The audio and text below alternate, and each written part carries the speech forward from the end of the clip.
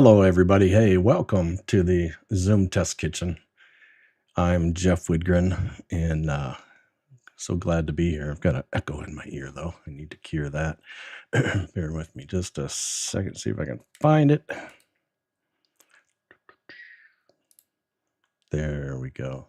Maybe. Nope, not yet. Oh, well, I'll find it in time. I'll just pull out one of these earpieces. Anyways, happy Friday to everybody.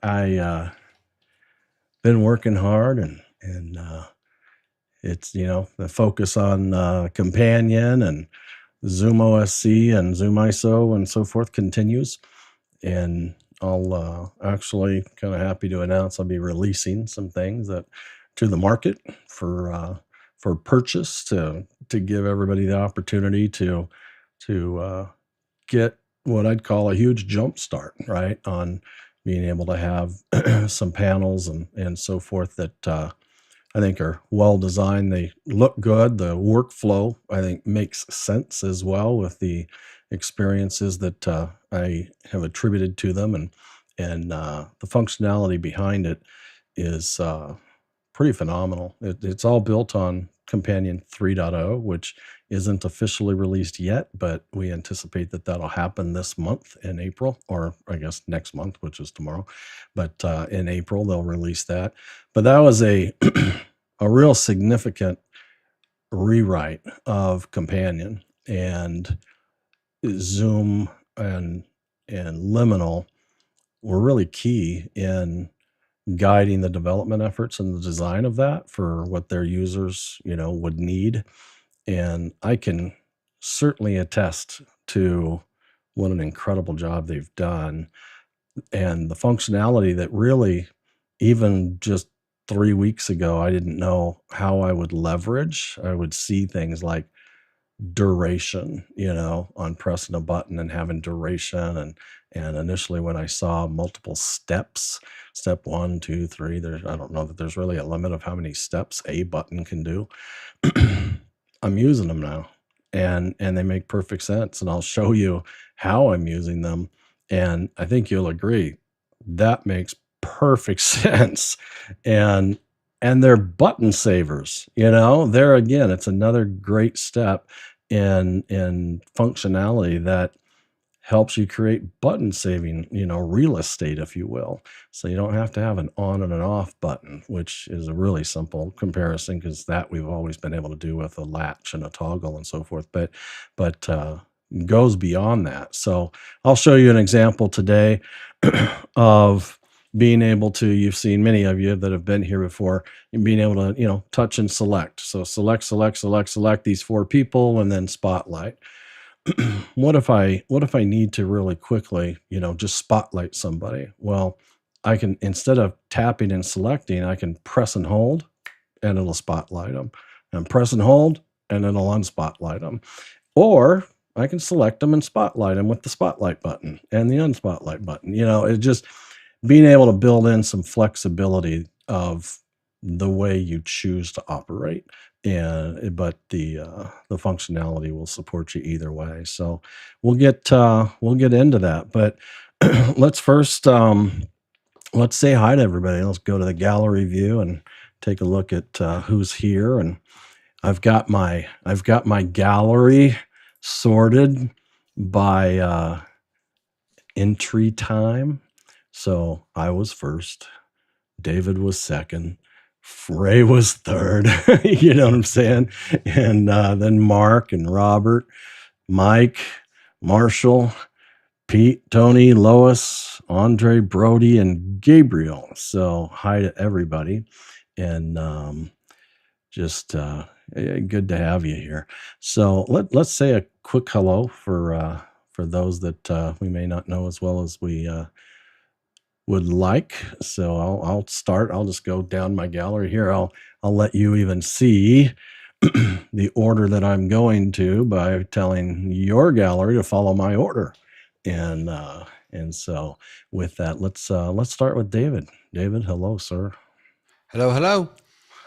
Thank you for the support wearing that shirt. Oh, yeah.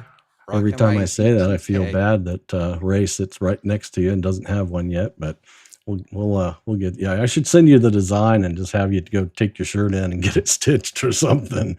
But That works. yeah. Anyways, Ray, how are you?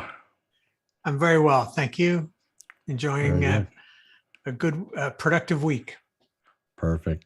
We've got our two Florida guys there, and then we've got. I'm going to go with the ones on camera. I'll skip over Mark, but welcome, Mark, if you're listening, and Robert from Poland. How are you, sir? Very well, thank you, Jeff. Good to see you again. And this time I'm on time. The time changes have synchronized, so I'm not Yeah. 1 hour late today.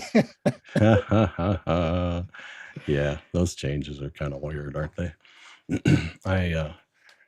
I like the early sunrise when it when it happens, much like I don't like when it gets so dark so early in the wintertime. But anyways, yeah, we adjust.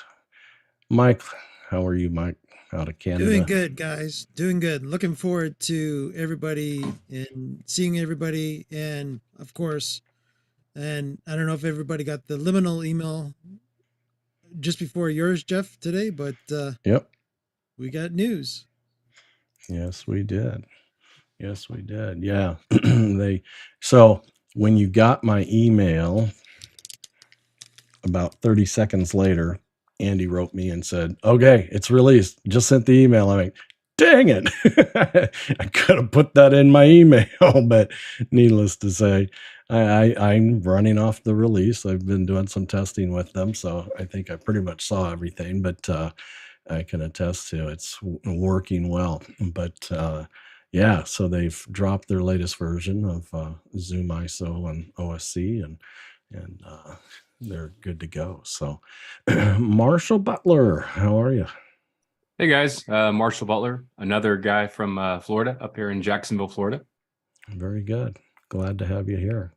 And Pete from Maine. Yep, Portland, Maine, and the weather's getting warmer every day here. Cold at night still, though. Yeah, the days are some pretty heavy swings. I want one of those shirts. we can see a 30-35 degree rise in a day, from morning to afternoon easily. But yeah, today I think we're in the low 70s, so it's definitely getting up there. Some of my neighbors have mowed for the first time already. I have not yet. My grass is not growing that much, and mowing is not therapy for me, where I think my neighbors it might be. But needless to say, it's fun to watch. We definitely have things blooming. All right, Tony Mobley's off camera, but hello, Tony, and then Lois, how are you? I am fine. We're in California, and it's sunny today. It's been one of those springs where lots and lots and lots of rain. We had all those years of drought, and then this year, too much water. So yeah. But it's still frosting at night, and it's still cool. So very good. Maybe we'll get into the 70s in a few weeks. Yeah. Oh yeah, soon enough. It's beautiful up there. And Brody, how are you? Welcome. Doing well. Long time lurker here. Just hoping for some more scraps of wisdom off the table. Very good. Glad to have you here. And Gabriel, welcome back. Nope, you're still muted.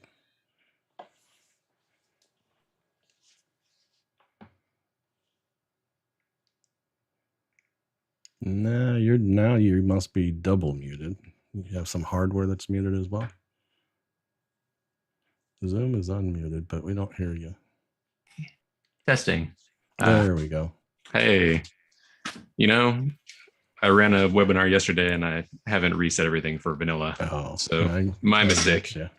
I get you. Yeah, Oakland here, Oakland, California, checking in. Looking forward to more insight. I already used some of the stuff you were talking about last week. I used the groups. Worked great. And I came up with a little workaround for sharing, so I don't have to do portion of the screen, which was one of my big questions for this week. So everything's good. Looking forward to seeing what we got in store. Good deal. Good deal. Well, feel free to submit your if you have particular questions or topics that you want to hit, just put them in the chat if you would, so we don't forget about them, and that we can get to them. But And Robert's got his hand up. Oh, yes, he does. Thank you, Lois. Robert. Just wanted to comment, Jeff, since your merch seems to be in high demand, why don't you give us a link and we'll do something about that? I mean, in the meantime, maybe a filter will work. For the design that I talked about, is that what you're referring to? Yeah.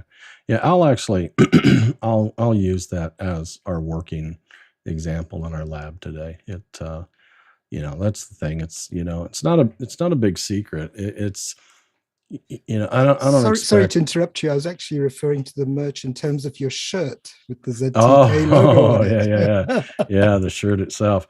Yeah, I was working on that project a couple weeks back, and I just need to get back to it and finish it up.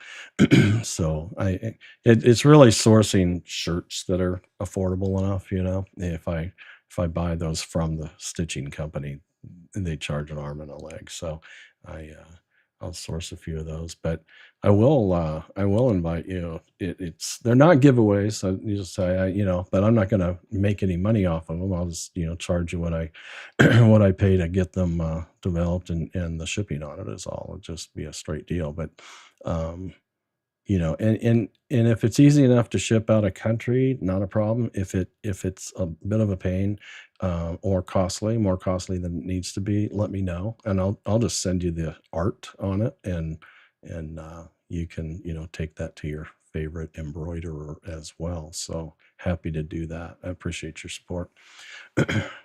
Very good.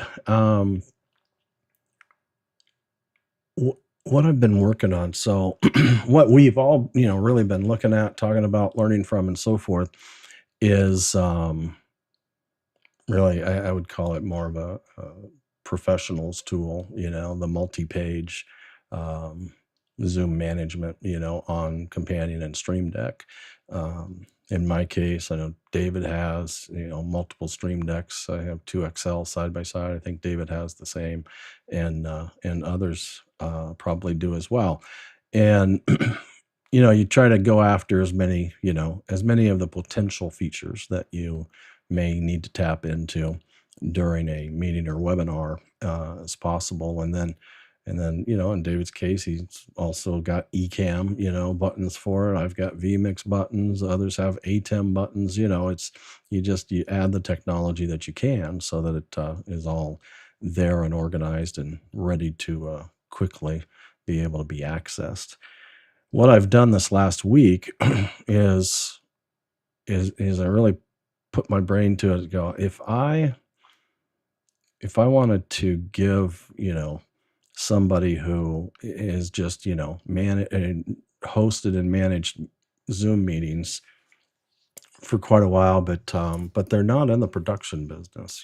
They're just in the corporate world, and it was a one-pager. That was why my big hard requirement was that it's got to fit on one page of an Excel, and so those were my guidelines. So I will here in just a second, I'll switch to that, but not before I let David chime in here. What do you got? No, David? I just wanted to ask you, Jeff, if you mentioned Spotlight on long press, if you could talk through how to do that, that would be great, because I absolutely can't figure that out. I think it's some of the most exciting stuff, and so be happy to do just that. Is there anybody in the meeting who you have your Stream Deck, you've got Companion up, you've got your ZoomOSC or ISO running, and you would like co-host control to be able, I mean, you can get data, you just can't do anything with it, right? You can't spotlight or things like that. But I'm happy to give you co-host on a particular device that you came in with that has or needs that, as long as you'll respect the meeting as much as you can. I mean, an occasional pop of a spotlight or something like that for testing stuff is not going to ruin that. That's what we're studying and working on and learning about. So that wouldn't be the end of the day. All right. If so, just let me know. Kind of raise even your digital hand. If you raise your digital hand from the machine that needs to be given, that would make it even easier on me to just quickly respond with co-host. All right. So with that, let me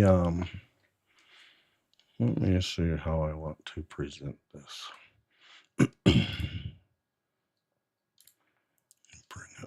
bring up companion, and we'll start there.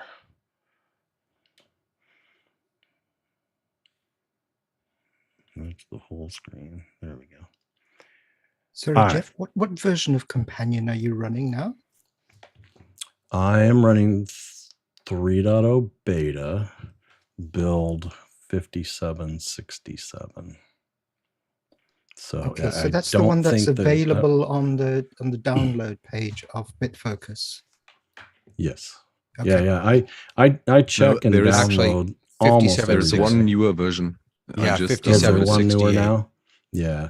This I'm morning it downloading that wasn't now. out there, but now it is. So yeah, I don't know exactly when their drop schedule are. Earlier this week, like Monday, Tuesday, Wednesday, they didn't drop anything, which was super unusual. But needless to say, they drop usually. You can count on it once a day, except for the weekends. So yeah, I just keep up with it, and I kind of track GitHub and watch what tickets have closed, which you can assume are done, and eventually they'll show up and so forth. So all right, so this is the one pager. If you, I don't know what I want to call it, maybe the consumer model, but so it provides 14, and these are participants. So this is order of arrival. I was kind of trying to think like the user and say, yes, it would be nice to have that raised hand, hit the top left corner, but at the same time, this starter individual, if you will, I really thought would appreciate fixed buttons, and so I went with the participant ID so that it in fact would be fixed with the names. The only reason for shifting that would happen on this particular layout would be that people drop from the meeting and or get added to it as well. So with that, let me see if I can get my actual physical Stream Deck to this page as well. There we go. So there's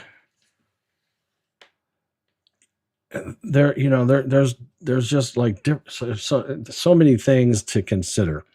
Like somebody go ahead and raise your hand again, and you've got that graphic that pops up with the hand that is on top of the red header graphic with the number, but yet the text below it is dynamic and being provided by ZoomOSC. And it in this implementation there's two, a companion button will only support one PNG at a time. You can't, even if you had a dot, a dot on each corner, and they were 4 separate PNGs, and you had, let's say, trigger, feedbacks that triggered them, one's going to overwrite the other. It can't support a transparent here and there and there. And so I found that out. That's that was my reality.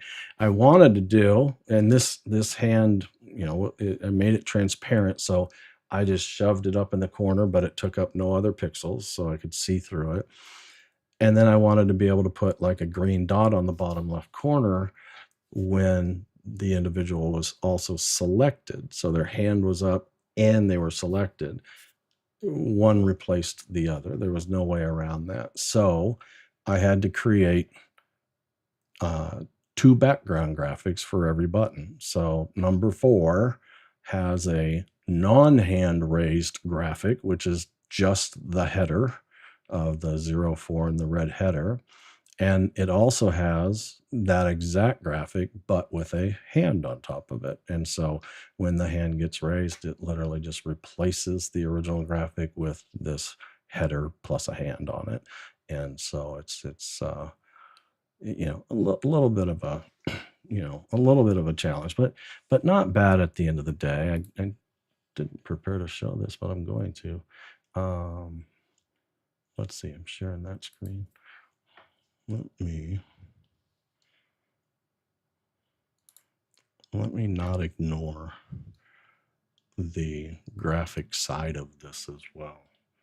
And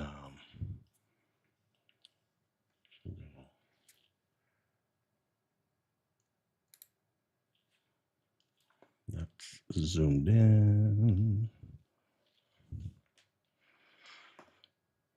Mac full. That's 2. This is 1. Okay. So when, you know, and I'll say thanks to David Paskin for getting me going on Canva. I know I haven't sat a lot of your classes, a couple of them, but I've been a Photoshop user, you know, and not an expert graphic designer by any stretch, but you know, savvy enough for my level of use on Photoshop for, it's got to be 20 years. I mean, it's my go-to, you know, and so I started just a few weeks ago, kind of forcing myself to learn some Canva, and this is it. I mean, I've barely looked at all the other things that, you know, can do, but the collection's there, you know. I mean, it's a pretty solid collection so far of 131. I mean, that's gone up from the other day. I posted something to David about that, and it's just adding up, right? But I will tell you, I really, really dig using this tool for this, because I just scroll down, I can duplicate them, I can move them, you know, like my guides that are set on the first one, and I dupe them, the guides follow it. It makes it so easy to create the next button, and the title bars match, you know, the previous one, the color scheme, everything. It really is pretty fascinating. So that's the tool, and it's all in one place too. You know, it's a collection, and I mean, they don't call them notebooks. What do they call them? Projects, I guess. But it's a multi-page project, and you just add and add and add and add. And I'm also equally fascinated with how well their Mac. I haven't installed Canva as a local Windows app. I use it on the web, but you know, from the iPad to my phone to the Mac's software version to the web version, it's incredible to me. It's like you can be editing it there and see it being edited on the web over here on my PC. You know, I mean, it's just crazy how tightly tied and live it is, making it super easy to get things done, you know, without a whole lot of slowdown. So anyways, so that's the graphical part of this. And so this, let's say, I'll take and pick on David. I didn't prepare to be on page 30 of my stream deck for this, and I really should have, because I can't get there very easily without just bouncing on the button. But anyways, with the David piece, you can see that the pink highlight, if you will, first time I've ever done pink, by the way, but is the indication visually. Right, you're shaking your head. And I thought it was pretty cool. It's like, yeah, I think I got the idea from Canva's color wheel, and because that color pink complements the kind of turquoisey next to it. So I thought that works. But the other thing, on color choices is picking colors that either white works or white text works really well on, or black text works really well on. And my black text on that turquoise, it does the job. It's not quite as contrasty as I normally put together, but it works, and it's always something to consider. So, when you select a button, if it was white on that blue, you can change the text color, as well as that. Oh, the other point is when I'm selecting, the blue background is turning into a pink background, right? And that is Companion's color. That has nothing to do with my graphic, right? My graphic has just been built to be transparent under the header. So it's just letting everything else shine through, the data and the background color. So it lets me leave the programmatic task of changing colors on the Stream Deck with Companion, and not have to worry about that with graphics. So that's how that's triggering as well. The other part is, let me jump in and kind of hide my face here for a second, is the next page, previous page, and to be able to kind of bounce through these. So if I had to, I'm going to market with this. So when I thinking I'm going to market with this, I'm going to target an audience of, and say like 14 to 45, or maybe I'll say 49, because that's kind of the max gallery view. But I'm still only displaying 14 at a time, right? And so figure, but it's not a big jump to go chase the rest of the people in the meeting if it's one full page of 49 people, to be able to quickly go back and forth. So the next page, previous page opportunity there. So if we take a look, let's just dig into one of the buttons programmatically. And so on the initial text that's being displayed, I have to move the first line down so it doesn't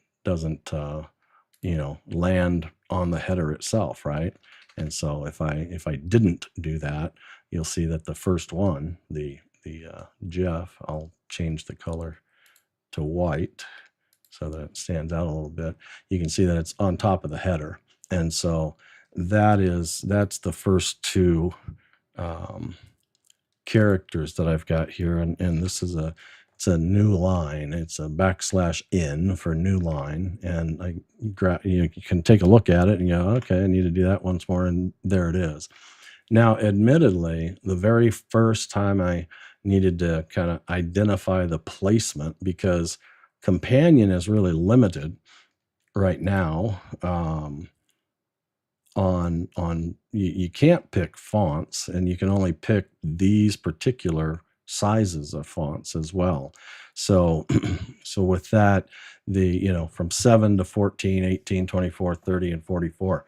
I think 44 is new to version 3.0, but that's it. You can't get anything else put in there, and I think one day that will improve, but for now, that's what it is. And so I needed to maximize the amount of data based on people's, potential long names or names and titles, right? That they come in different ways.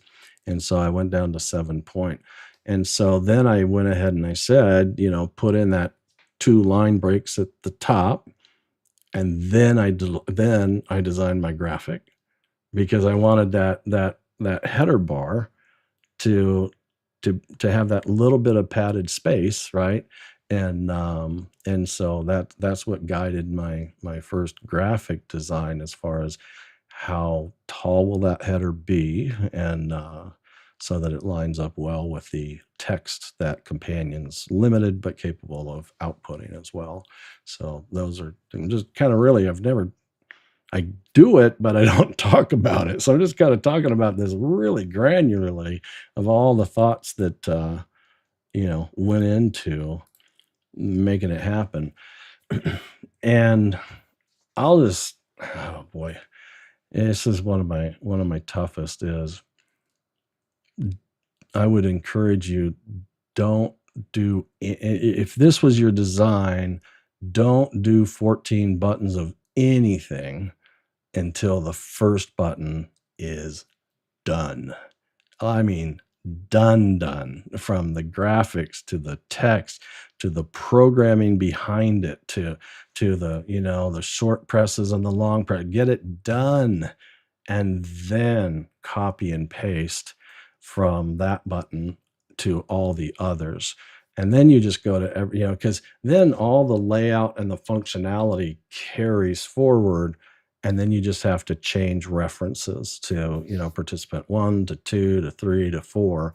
And there's a few spots to do it, but needless to say, it's still much easier than having to go in and edit multiple pieces of 14 buttons and or try to build them all the same way you did the first one. So it can save time. It's not perfect, but it's really kind of Companion combined with ZoomOSC, which is that dynamic data part of it that, referentially you have to change your references for each one.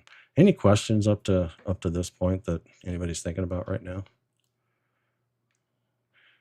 All right. Okay, back to, oops, wrong button. So the moving down here, the font size, the text color, the background color, this is kind of its initial take on or setting. Those things, obviously, when you're selecting and deselecting, those things can change dynamically as well. And you can see that I'm the active speaker and it actually turns a dark blue. David or Ray, somebody else, go ahead and talk. Check 1, 2, 3, 4, There you go. 5. So you can see that there are some other indicators that are in place. Now there is a top to bottom approach on what's called feedback, which is what senses and provides these change of styles. And so it's good to be aware, because you can't combine a select that turns the background pink with a blue that indicates an active speaker. It can't be both. But and so you have to kind of set your priorities and lay those feedback options out appropriately. And I'll show you. We'll get there here in a second. It's just this tab. So you can align your text, and so if I want to top center for that first participant, top right, whatever the case may be, I go top center because that kind of contributes to my maximum amount of data to be able to be displayed. And you can also, if you had a graphic that was not the full size, then you could align that. If I change the alignment of the PNG, it won't change anything because the background graphic is full size to the square. So there's no place for it to actually move. So if you you can see that what it used to say, David, 72 by 58, I think. And they didn't used to change this label, but I think they're changing it now. So if I went into the settings and told it to turn the top bars on, which are those title bars that kind of naturally come turned on, Yeah, and so they changed it because the title bars are on. Now it indicates 72 by 58 would be so. So you're designing a graphic that makes accommodations for the title bar that's already on. That title bar is useless to me in everyday use. Maybe when I'm designing, but for everyday use, it's not terribly useful for me. So I go in and I turn that off so that I can maximize the number of pixels that I have to design towards and for that button. And if I need to officially reference the location of that button, just rest your mouse on top of it so that you can see that that is, page 30 dot button number 12. And you can always get it that way as well. So, so that's that. So to place a PNG in the button's position, you just pop open the folder, and pick. So I've got pictures, and I've got my Stream Deck icons, and just have a bucket load of icons that are developing, and just pick which one. And You there have been go. busy. I have been busy. and so you add that. You can see the results of what you select. I will say that if you've placed the graphic in the button and then you find out that you need to go make a change to the graphic, so you go back to Canva, make a change, re-export it to a PNG, and you come back here and you click on the folder to point to it again, there are times it won't update it. And so what I have found is if it's this button that I want to replace, I just click off that button, back to that button, and I almost always have success with it, successfully replacing it. I used to hit delete and then off the button, but I found that I didn't have to actually delete it. I just needed to get off the button, go back to it, open up the file picker, and it seems to work really well. So just a hint and a tip there.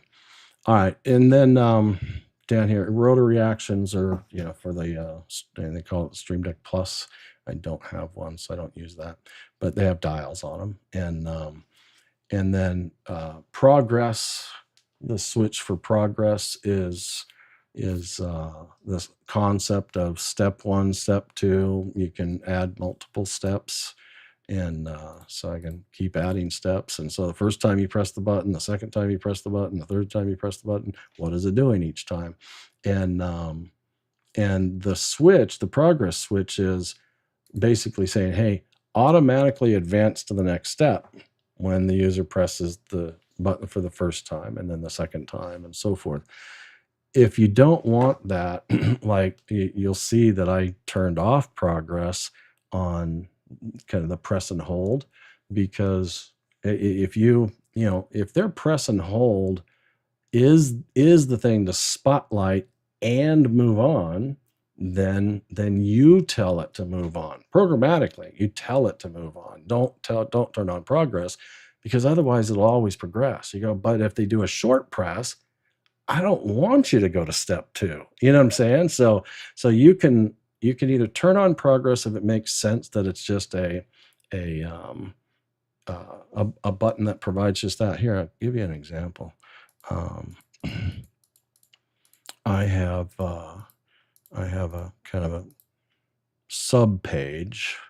See if I can chase this one down on my Stream Deck as well. That maybe I should do this on the dual screen. Hang on. You see this side by side, it makes a lot more sense. Now I need to get that out of the way. There we go. All right. So if I go to Breakout Manager, and I go to config. It's broken. It's not working. Dang it. It's supposed to do a side by side here. Let me take a peek real quick just to see. Oh, is it? Yeah.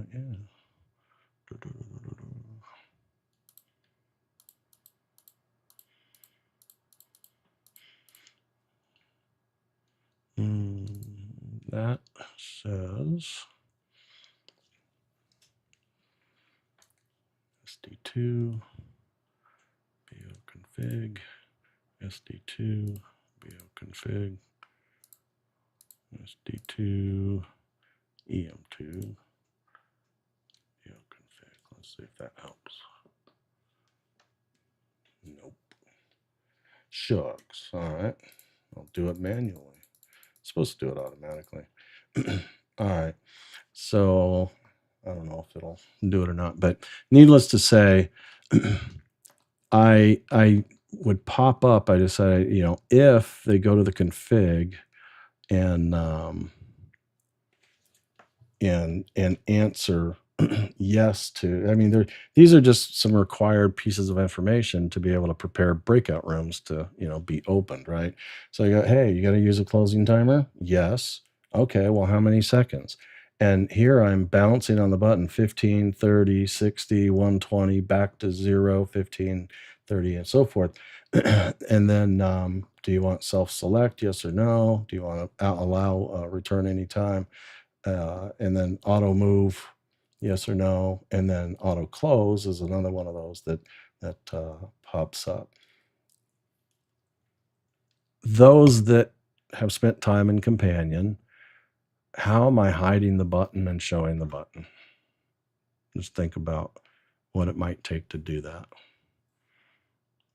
And don't try to make it too complex because it's just not. Fact of the matter is the duration time, those two light gray buttons, they're always there. They're always functional. It's just black on black until I need to show it. And then I change the font and the background color so the user can see it. That's it. Because there is no disable, you can't disable, like a whole button temporarily or make it invisible, so I just said, well, black font on a black background, they're not going to see it. So, that's the logic I went after. So anyways, so this is the example of every time I push on it, I want it to progress automatically. I want it to go from step 1, step 2, step 3, where I'll show you with the spotlighting that's different. The need, the requirements at that point really are different. So let me get back to our project page. All right.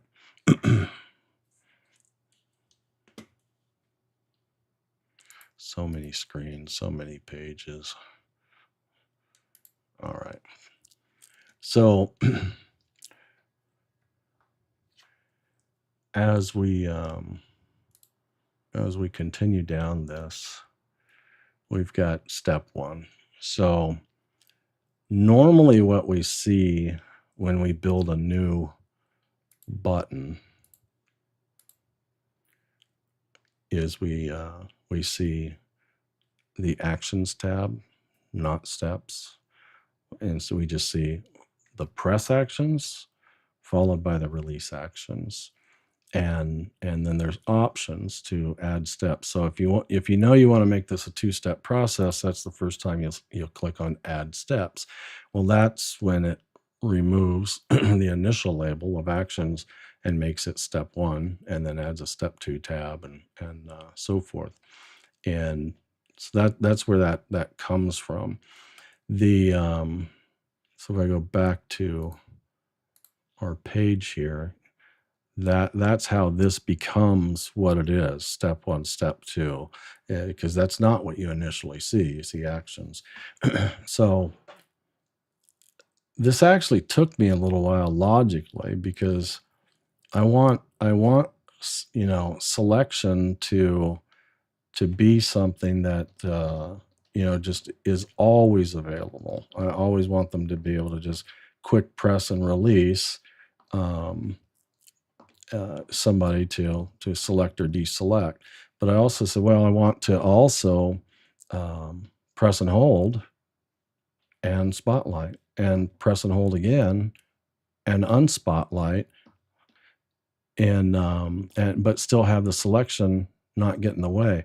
So Jeff, how are you getting, where are short release actions and all that though? yeah, well, it's right. It's actually right there. So No, I when understand that, you- but how are you creating those? So the short release showed up once we create a duration. So if I take a new button again, where we're here, let me delete step 2. That's that initial actions, feedbacks, add a step, and so forth. If you go down here and say, hey, I want to have something happen after a certain amount of time, which would be longer than a short press, you click on add a duration group. Once you add a duration group, that's when you get short release and long release, if you will. So if I delete this, right now it's press actions and release actions. Once you add a duration group, now it's press, which is down, then it's short, which is anything less than the 1,000 milliseconds, which is what it's set to right now. But that's changeable. I actually have found that my operating preference is about 500. That feels long to me, but it's still fast enough for a spotlight to be considered responsive enough. So I set my release afters to about 500 milliseconds. I actually wrote a new feature request yesterday, or maybe the night before, to the companion development group, asking them to allow this value right here, the press duration, to be a variable, and they pretty much shot me down. But when you're developing a solution for an audience, and they're all going to have a preference of how long is long enough for for them. It could be shorter, could be longer. And if I had to go make that change for everybody, I'd have to go edit every single button's duration, to customize it for an individual, which is not going to happen. So I mean, one of their suggestions was, well, you can edit the export file. And it's like, no, I'm not, that's crazy. But needless to say, if I could store that in a variable and ship it at 500 and then just give people a small config page to increase the time, decrease the time, and it restores that updated value to the variable and all their durations change, that would be phenomenal. But right now that's not happening. So that's the duration. Now, while we're here, it says the press duration. Do you want the counter, to when do you want the timer to start? And I want to press and hold, and that means you need to toggle this switch to have the timer running while you're holding, and so you make that happen. So it actually changes it. It says held if it's held for 500 milliseconds. So that's where you start grouping things together. So what do you want to happen when the button is pressed? Like, that's an unavoidable action. You can't avoid that action, so like, what's absolutely required, because it's a press, like once you touch that button, it's pressed, and so it's going to happen. Or do most of your actions belong in the when they release quickly or when they release after a certain amount of time? Now, unless the toggle that we just flipped, it's not when they release, it's how long they're holding the button down. And that's that press and hold. So that's kind of how that breaks down. So my choices were I have nothing on press actions, but on short release, that's my pre-select the user, right? So that's ZoomOSC. I'm saying, hey, ZoomOSC, I've selected this person, and I've selected that person, and I've selected that person. That's all that short release does, is simply selects them. So now I have the freedom to hit any of these green buttons that do things on the selected groups, whether it's one or more people. And that's what that's meant to do. So it's just click, click, click, select, select, select, and they're there, they're selected, and that selection doesn't go away till I make it go away. Even if I press and spotlight David, the selection is still there.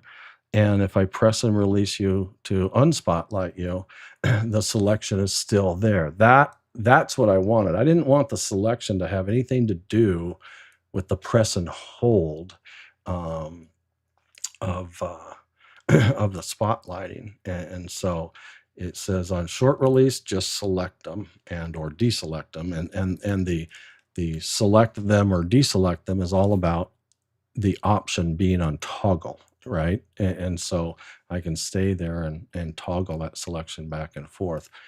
The hold action, it will unmute participant number 4. That's the variable that represents participant number 4 for OSC, and spotlight participant number 4 specifically. And then if I scroll back up here, I didn't make a point of it, but I have the step progress switch, auto progress switch off. I don't want, if I press and release, I do not want Companion to just automatically go to step 2.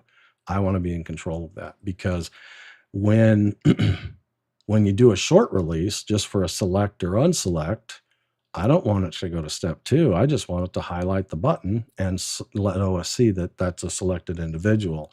But if you press and hold it, then I want to do what I want it to do, unmute and spotlight in this case, and go to step 2.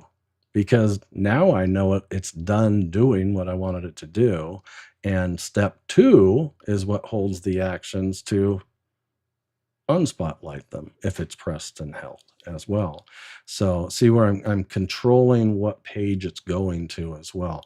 Also note that my practice, I don't know whether it's, I mean, I know at times it's definitely needed, but I always seem to turn on relative delays, and then so for the selection, it's a one action, grouping. I don't need to put any delay on that. It's just one item. There's nothing to follow. On the hold, then Jeff, I put in just small delays. Yeah. Jeff, can you just back up? So you, the third step there, so you unmute, you add spotlight, and the third step is telling Companion to go to step 2, because this is still in step 1. See up here on this tab? Step 2 is what? Yeah, so step 2. So we're going there now. Step 2 looks super similar. It still supports nothing under press, under the short release. It's just continuing to give you the opportunity to toggle the selection. So even if I'm on step 2, you can still, and here's the test that I went through. I'm going to press and hold David Paskin. You're going to get spotlit and unmuted. I'm on. I can tell you. You can see right here. See the tab of step 2. See how it's glowing on and off. That's its active step right now. That's where it is. A moment ago, let me unspotlight you. When we started, see step 1 is the glowing tab. It's on step 1. I'm going to select. It stays on step 1 because I'm controlling that. Now, if I press and hold, you get spotlit, and I've told it to go to step 2. So now that I'm here, now what can it do? And that is, it can continue to select or deselect, or under the long hold, I can mute you and unspotlight you and force it to go back to step one. How are you? Where's the internal action for go to step two? Where's that? So if you had to add it, I would click on the folder. Knowing that it's dealing with steps, I just do a quick search for step, and you can see under internal, it has a couple of actions around step, and you can either skip a step or I'm setting the current step. And so when you do that, then that is setting the current step, which I've done up here, but that lets you change. You can change steps on other buttons and pages, but I just say this page, this button, change the step to step one or step two, and that's how you make that happen. All right, so we'll stay here on step two. So when I'm on step two, I can still, on the short release, I can still, select, deselect. That's still functional. and then, but if I press and hold, it will mute that person and unspotlight them, and then go back to step one and do it all over again.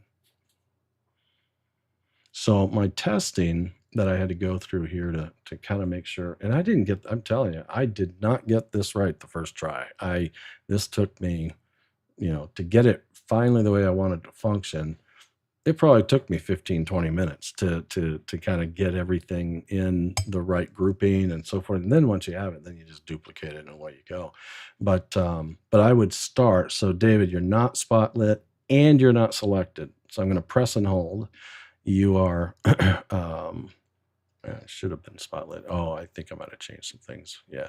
So now you're spotlit. It's on step two, but you're still not selected, right? Now I'm going to press and hold. You're unspotlit and you're still not selected, right? So nothing changed there because I didn't do any short press and releases, right? Now I'm going to start with you selected, and I'm going to press and hold.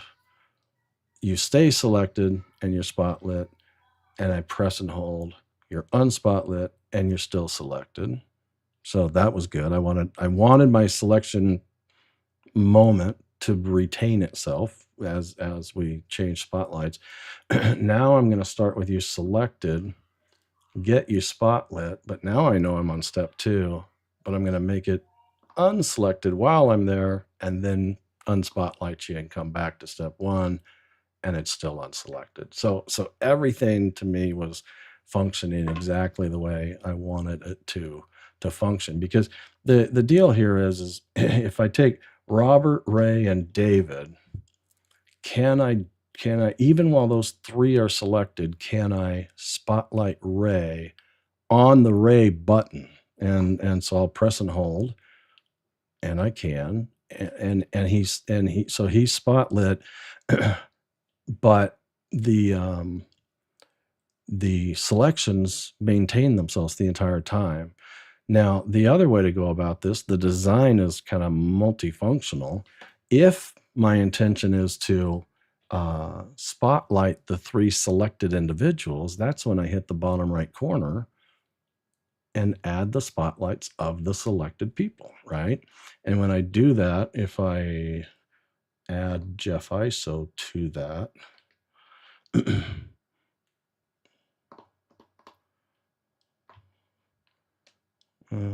it's not going to spotlight itself. Then with that, I can do those three, and while they're up there, I can say, oh, I need to add Marshall, so I'm just going to press and hold his button.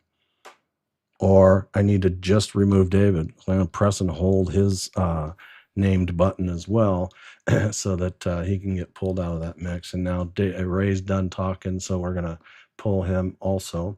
And so it gives me the ability to take, something just stopped working.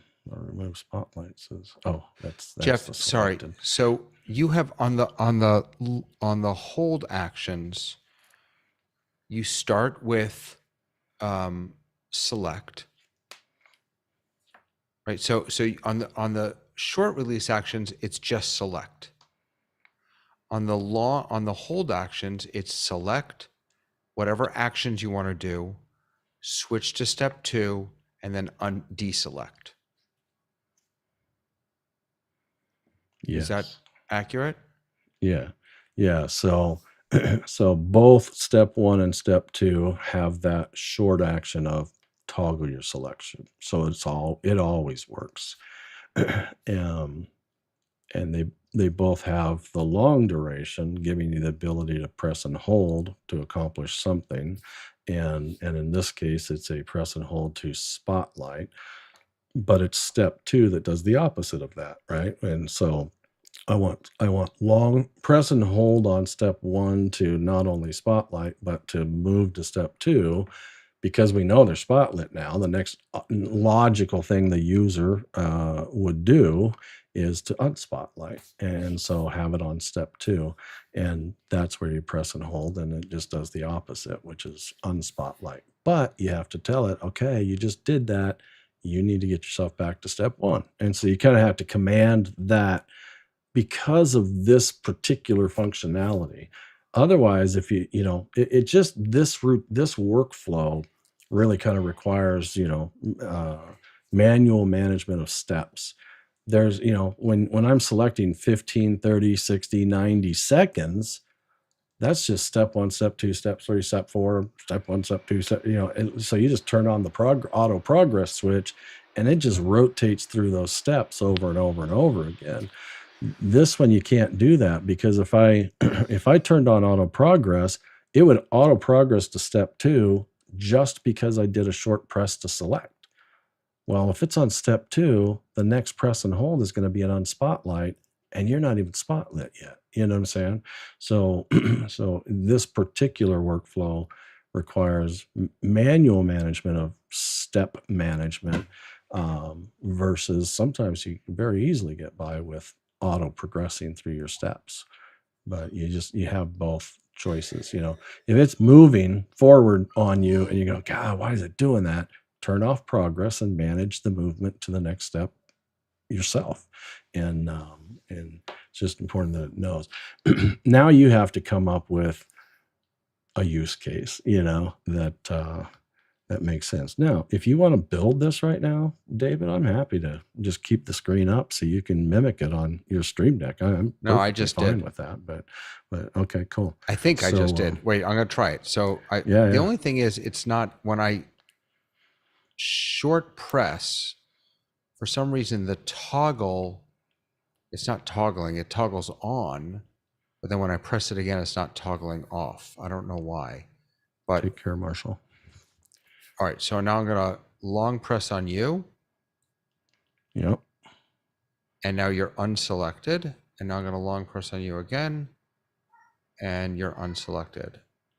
And if I press it and hold, let's see what's interesting is if I press it and if I short click and then press it again,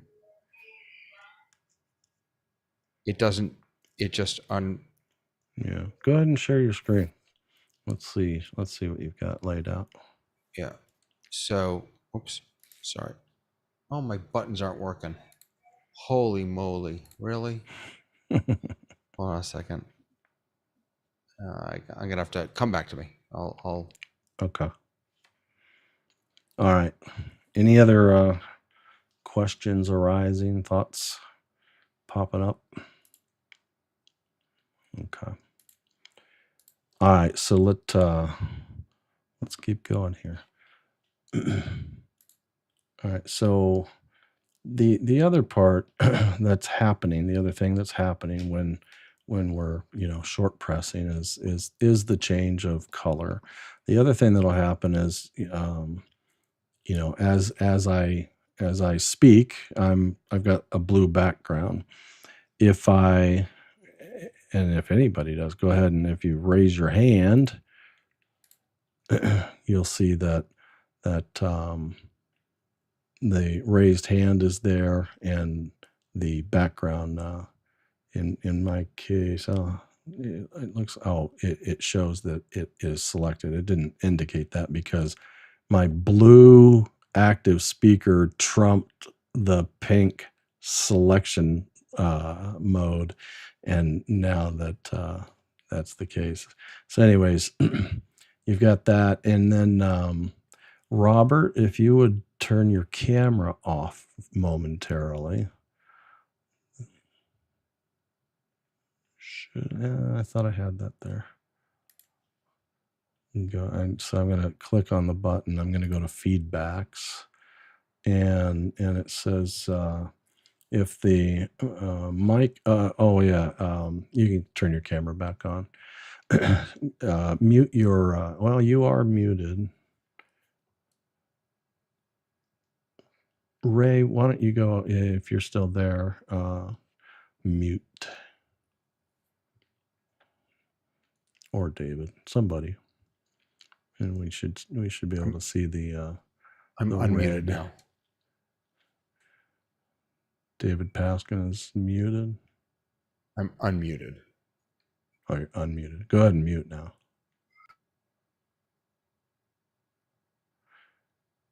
I may have some things out of whack, but anyways, the feedback section is it's full of options, but as far as like ZoomOSC is concerned, it gives us the opportunity to change the look based on some active state, and the active state choices for a gallery position and or participant position is the status of the mic being live, the hand being raised or not, the camera being on or off, and then the active speaker, are they the active speaker as well.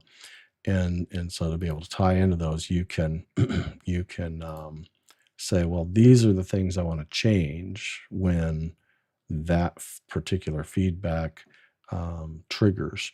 You can change the actual text that's displayed. You can change the font size. You can change the graphic, the PNG.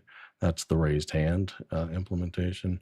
Not on this one, the Mic Live. That PNG actually changes on the raised hand here.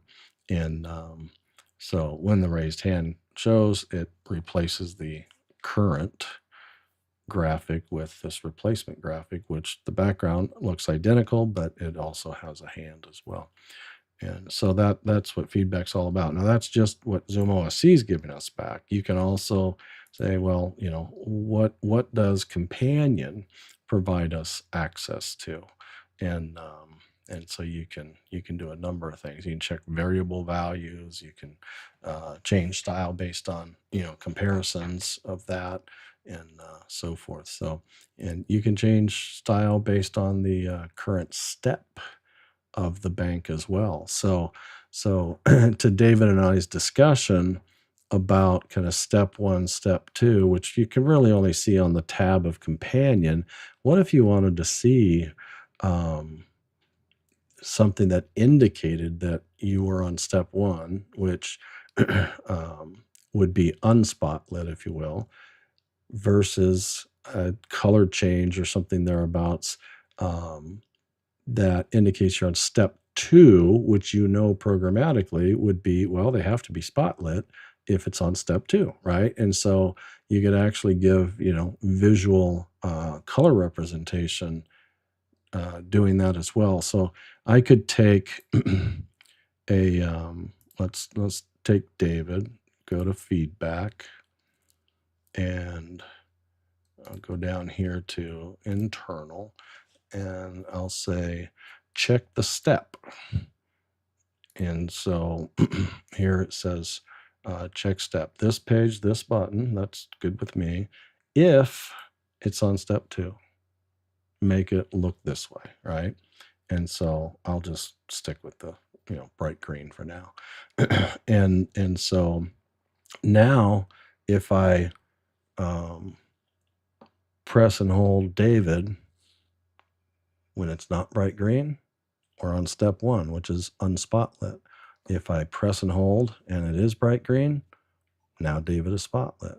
And so, you can build in these, visual indicators for yourself as well, that what the button's doing. Is it really asking Zoom OSC, is there a spotlight? No, that it's not that tight. But programmatically what step 2 represents, which is a spotlit person. It's the only way it got to step 2 was to execute the spotlight code, right? And the only way to get to step 1 is to execute the unspotlight code. And so you could pretty easily rely on the color code that indicated who was spotlit. And I find I haven't put that in. So I saw it, I thought about it, I'm going, hey, that would be kind of cool, because when you've got, here you've got 14. I mean, if you used twice as many buttons, you'd have 28, individuals. I mean, and to be able to look at a glance as a tech admin, to look at a glance and see the 3 that are spotlit and just go bing, bing, bing. I mean, that's super powerful, and it saves time. It makes it faster, smoother, less clunky.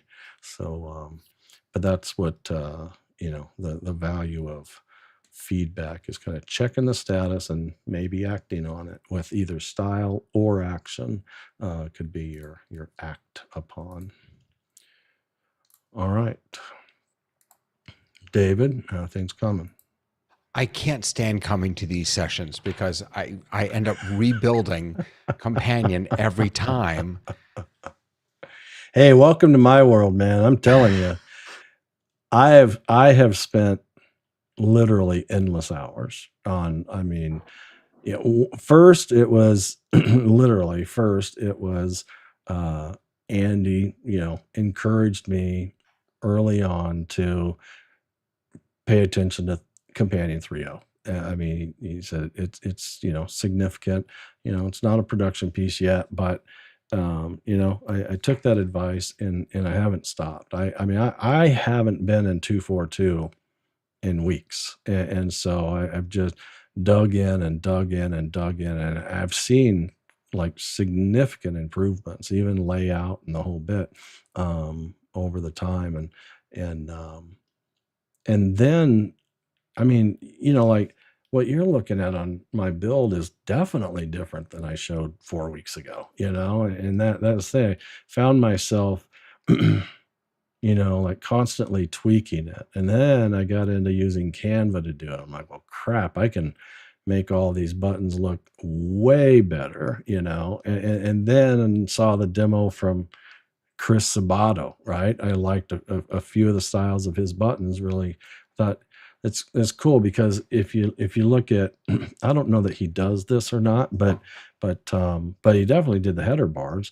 And but I thought, well, how do I want to use those header bars? Like what word should be there? Should it be lower, or should it be all? Because there's 2 sets of hands here, right? One button applies to, I'll do this, such as lower the hands, to everybody you have selected on the buttons, or I'll just lower all the hands, period, across the board. And so it's taken me time to decide, what's going to be in the title bar. Then it was, what color is the title bar going to be? So all the goldish ones are the all actions. The green ones are they all apply to selected individuals. And then there's just some offshoots, the recording and so forth. So it really is just an endless thought game of, how you want it to look and feel and work. And then I had to apply, because eventually I got to the point of like, you know what, this is packageable, I get requested, and my free requests, I'll say I'm willing to teach and share all day long every Friday, but I'm not going to give away. I can't afford to give away my work anymore, because there's so much time invested in this, and what it will do for individuals to just launch them. I think there's justifiable value there. And so then I had to consider, like, okay, well, now I have an audience, and say I'm not just developing for me, I'm developing for a user, right? And that changed some things too. I mean, I still struggle with kind of like all the gold titles are not together, all the green are, but it makes the bond is, well, why do you have this green in between these golds? Well, because unmute belongs on top of mute. You know what I'm saying? Like the pairing is more important than the color grouping in some senses. And so that's why there's, a little bit of spread out, but a color code is a color code. At least you always know what green is for versus what gold is for, and so forth. So Jeff, yeah. So okay. So I just rebuilt all of my buttons following your model, and to me, one of the killer features that Companion could offer is, how in I don't use Excel, but in Google Sheets, you put a formula in one cell.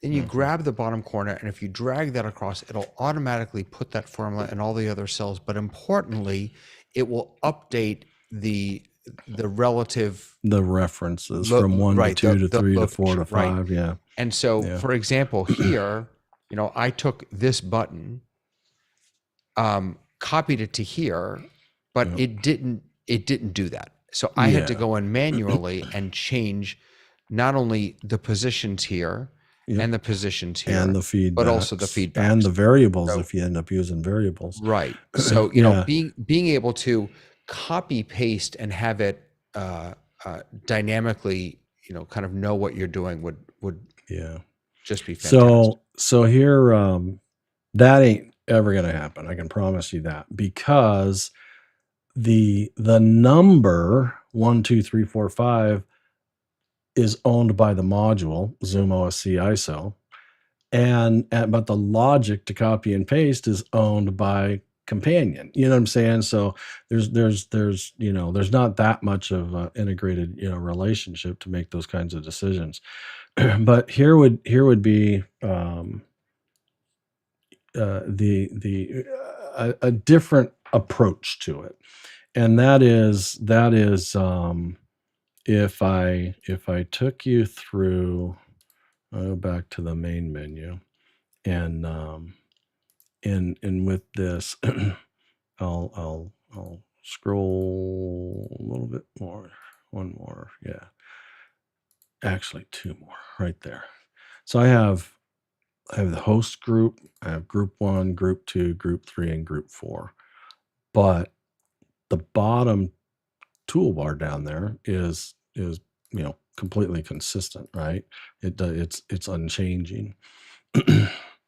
So if I were to decide that the look of one of those buttons, or the color behind those buttons, or the feedback from that button, and so forth, so as well as this other one, the bottom left corner that always shows the day, the date, and the time, and a color status, by the way, red, and there's a red dot there too, and that can change. I'm not quite sure why it's showing red. I need to go figure that out, because it shouldn't be, because what it's looking at is the health of these modules. But anyways, so I've got this bottom left corner like on every page. I just always want that reference, right? So on page 20, I actually sourced this. There are no actions because they don't carry forward, but these are the source of the style that lives on all those other buttons that you see. So if I were to take, so how do you attach? How do you reference a style? I know how to reference a button, but how do you reference just the style? Yeah. So if I were to take this this master button here, and I'll just make a change. I'll say that the font is now 14. So now it looks bad, but it's changed and it's something to reference. Now, if I go back to the main menu and all those others, every single one of them has changed because they're referencing it. Okay. So you have to pick. And so I created a page called, somewhere, here we go. Yeah. Master icons.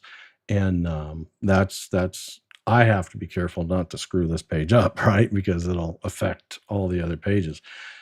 So when you do that, you go back to the main menu, But which Jeff, is one just that's to- using it. Yeah. Just to be clear, you're referencing the action. No, you're referencing the style. Can you So the show us how actions are independent to every button that references it will all reference the same one, but they can all have their own individual actions. The So can you actions click are on not that? referenceable. Can you click on that button and Yeah. Yeah. So the first thing here is you can the way to reference another button on another page is you go to feedback and you add it's under internal and it says button use another button's style. And when you do that, if you add that, I'll collapse this one that I'm using already so you don't have to be distracted by it. But it says use another button style. Well, where is that button? On what page? And so I say it's on master icons. And is it in the same position? If it is, you can just say this button, because it's really this button's position, So if it's in exactly the same position, you just leave it at this button. Otherwise, you can reference exactly what positioned button it is on that page. And then you can say, inherit the text or the font and text is color is text color. Text is the actual text. And inherit the font size, the PNG. So you can tell it what to inherit and what not to inherit as well. So that so I take that away and re-expand that. This is, I don't actually know what image buffers are. It's there, but I just left it there. I need to. That's one of those things I want to find out. What is that?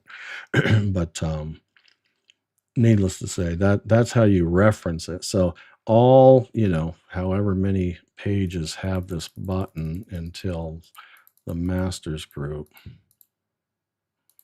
Yeah. So, about 20 pages. Every page prior to page 20 is actually a reference to this button. And these are here to be referenced as well.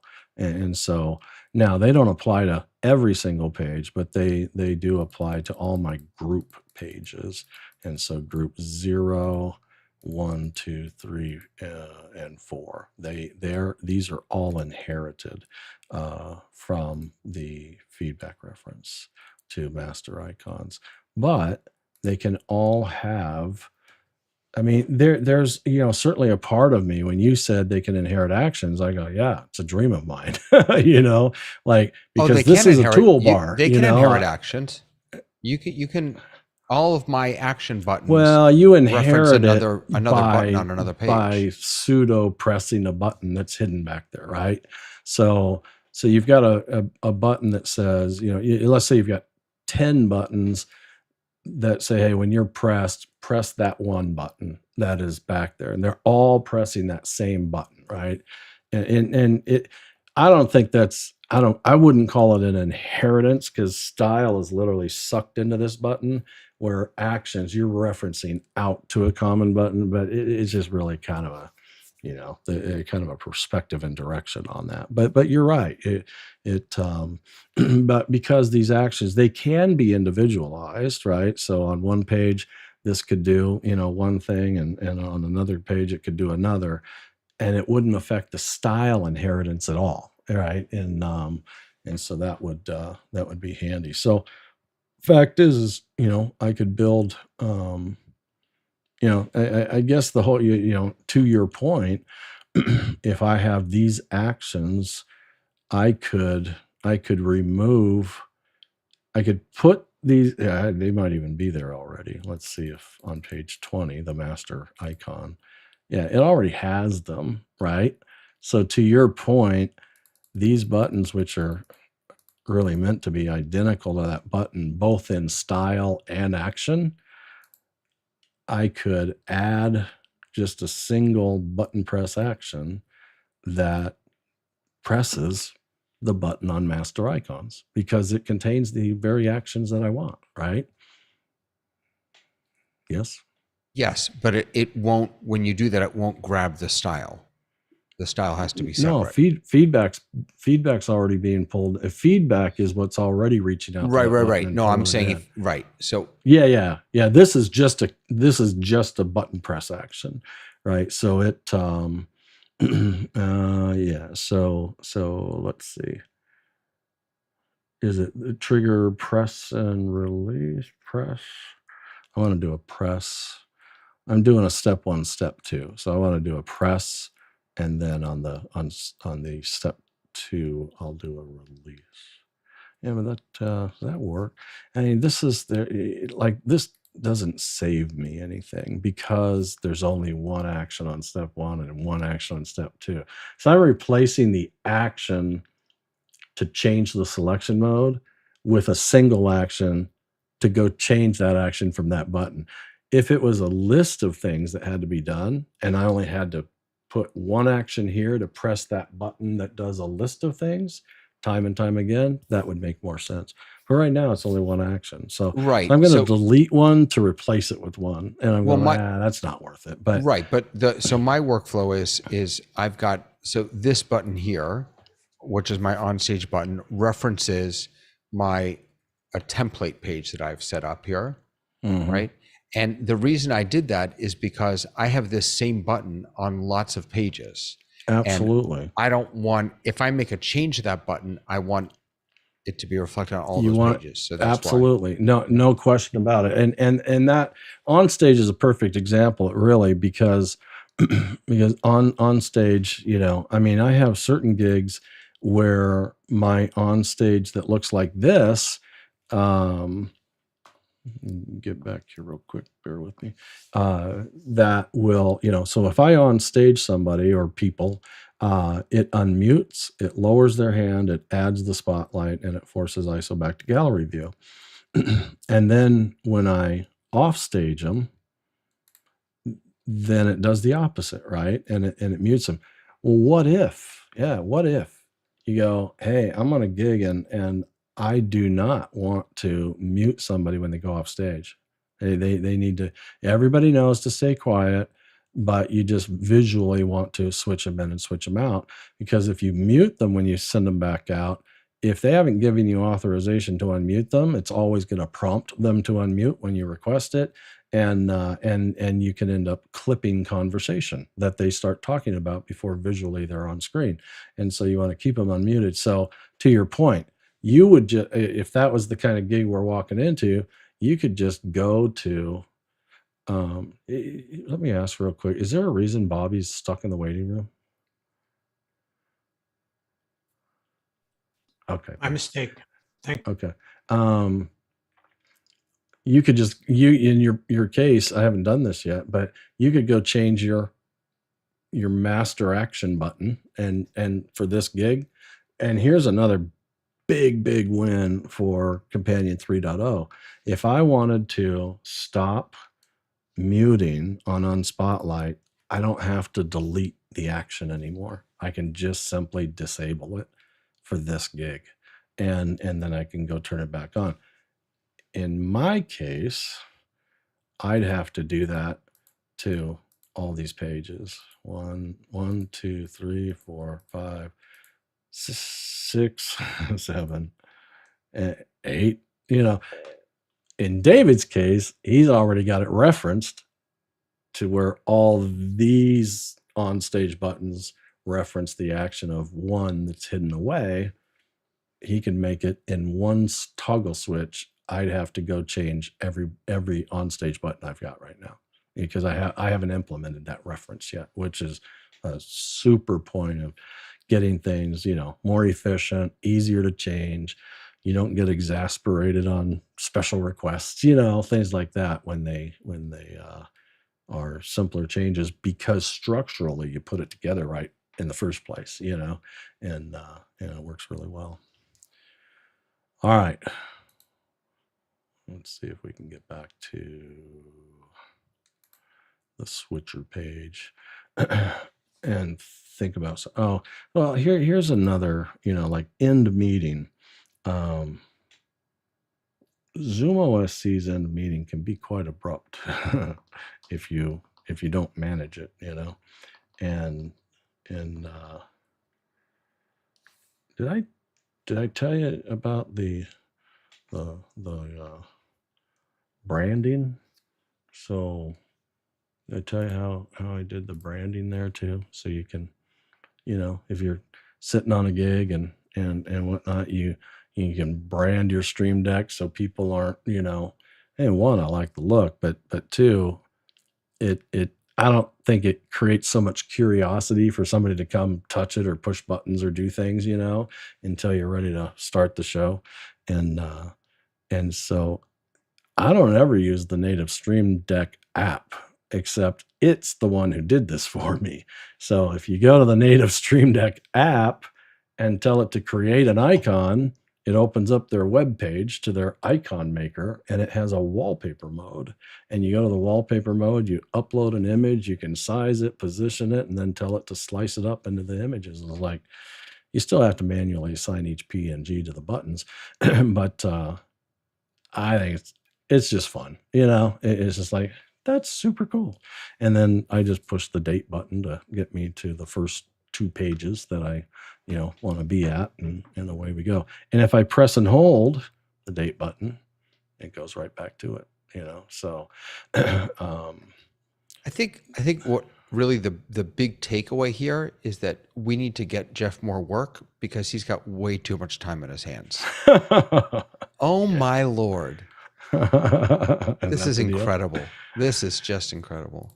Well, that's the thing. I mean, I got plans, baby. I'm going to have courses, that teach this, paid for courses that are scheduled and have kind of top to bottom agendas and products and so forth. So, I think it's a conscious decision on my part to make the investment of time developing and learning and building the relationships with, the developers and so forth. So, I have, fairly quick access to answers, but, anyways, so the end meeting is what I was, heading towards here. And so if I,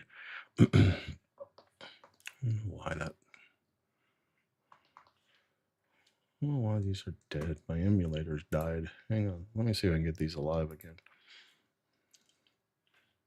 Yeah. So in the Hey, Jeff, while you're doing that, can I ask you a question? Yep. All right. So I'm long pressing you. For some reason, this doesn't work all the time. I don't know why. Yeah, the long press isn't working anymore.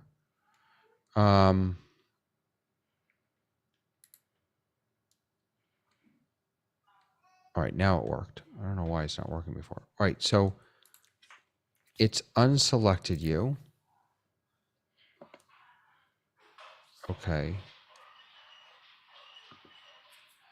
If I... interesting. Okay. Sorry, my question was, so we have it set up so that, so my hold action is pre-select, single spotlight, clear selections, set gallery view, set current step. And then on the second step, it's basically the same thing. It's pre-select, unspotlight, clear selections, set gallery view, and then set current step. My question was, if I long press one person, it switches to step 2 automatically. If I then long press a different person, that button is not on step 2. That button is still going to act on step 1. Right? I wasn't sure if set to step 2 is button unique. Every action you put in here is button unique. As far as steps, yeah. Yeah. The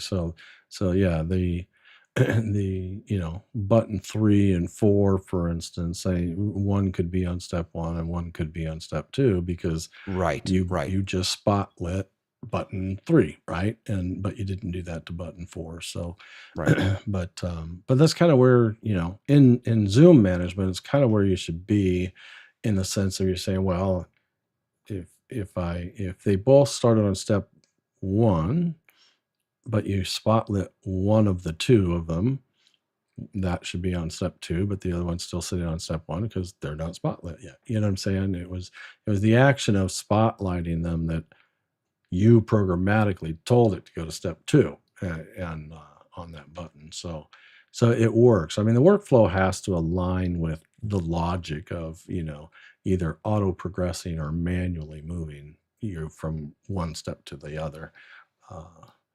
And then if you said earlier that you didn't sound terribly confident that they were like reliably doing it every time. I would just, double check that, your relative delay switch is on and that you have them applied to every step. Because that definitely can that's the number one cause of unreliable, multi-step actions for sure. And, I mean, I've done 30, 50, even 100 sometimes. I'm kind of down to like 10 milliseconds on each action. Turn the relative on, put it 10, 10, 10, 10, 10, and it just makes them, take their turn, if you will, but still be quick. And seems to be a pretty good working number. All right. The end meeting in particular is happens to be one. Let's see that. Go back to the main. Yeah. So this one has a little bit more to think about. So if you that's the main menu. So if I tap it, it pops up and says, hold to confirm that, you want to end the meeting, right? So it makes it super noticeable. So it says, and over here, it's, the press action is to set the button text to display, hold to confirm, and set the background color to black, yellow, and the foreground color to black. That's all pressing the button does. You can't possibly, end the meeting by just tapping on the button. And then it has natural progress because I have the progress button on. And I might approach this differently now that I've worked with this stuff more, but this was one of the first implementations I did. So so it's on step 2. And notice that because I tapped the button, I knew it was on auto progress just because I saw that the tab was glowing. Like step 2 is glowing.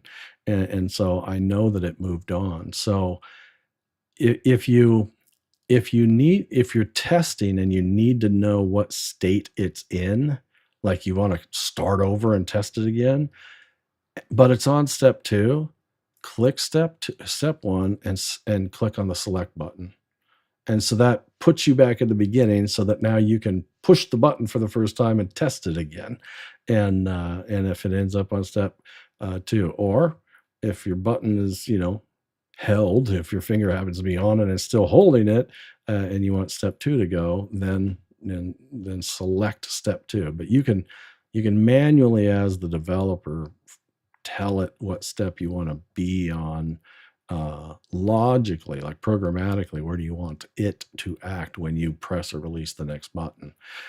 So, anyways, on step 2, the short release action after this pop-up goes up. So I press and release the first time. It makes it, bright yellow with black text. Hold to confirm. If I then realize that, hey, I don't want to end this meeting, that was an accident, that's what the short release is all about. The short release on step 2, it sets the text to canceled and the background color to black and the foreground color to white, which is kind of like back to where it was, and it's displaying the word canceled. So if it was a mistake and I just quickly press and release, it changes the color back. It says canceled, and then it erases the cancel, and you're kind of back where you started.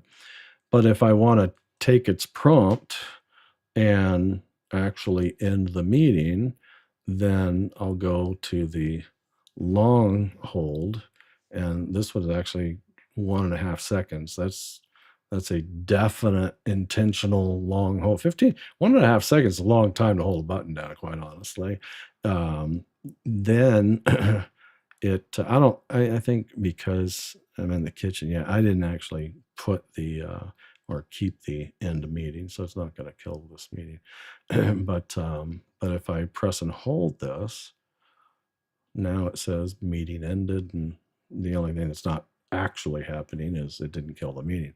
But that is because I held it for 1.5 seconds, and it set the background color as a result to black. It set the text color to white. It displayed meeting ended on the button, and then it blanked that button text out so that kind of status message goes away.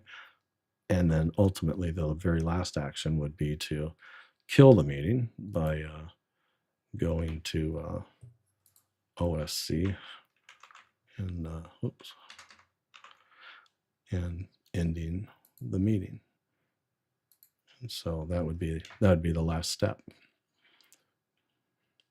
So, I tell you this, this duration one, it was brand new to me, didn't know, and there's no documentation. I mean, by the way, that's the last thing they'll do before they, release this thing. But needless to say, there's a little bit, but not about this kind of stuff.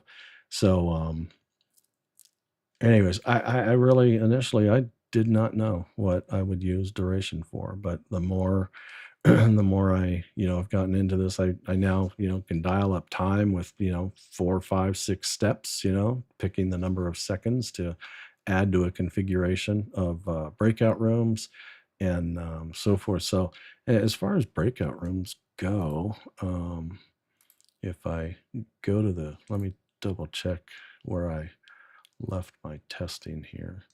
So if I create room 1, it's not perfect for big room creation, but if you had the data, you could. But needless to say, it'll create a 1, 2, and a 3. The config, it's set up to close, and so the countdown timer would be 10 seconds. I'll allow you to choose breakouts, you can return at will. And what I'm doing with that config screen that I showed earlier is I'm just kind of setting these values to a variable, and I can't reference my variables in these fields, but I can send a generic OSC command, right? And so I just take my values that you're choosing in this configuration, which was back here, this one. when you choose this, it can save. So here's all the choices, but it can save that to a variable, which I don't think I've got that in this button yet. But when it does, oh yeah, there it is. It takes that, and then I send a generic OSC command, and it configures the breakout rooms. and then you can make assignments. Take a group, for instance, and assign them to it. So I'll take. I think I can do that. If I take David, Frank, and I'll make you members of.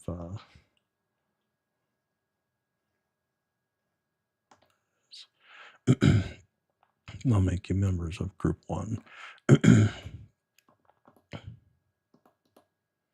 Maybe something was screwy there, so I won't be able to do all that.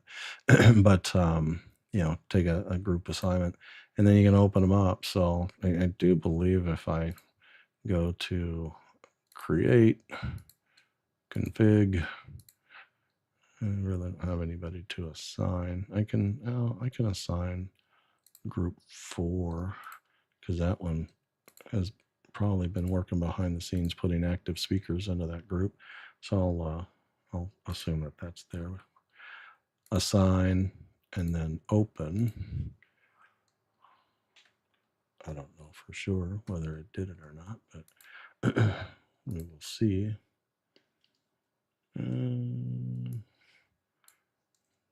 Doesn't look like it. No, I'll have to go double check and see where I left all this stuff. But anyways, got that as well. Let me go back to this page and see if there's anything else. Recording, being on and off is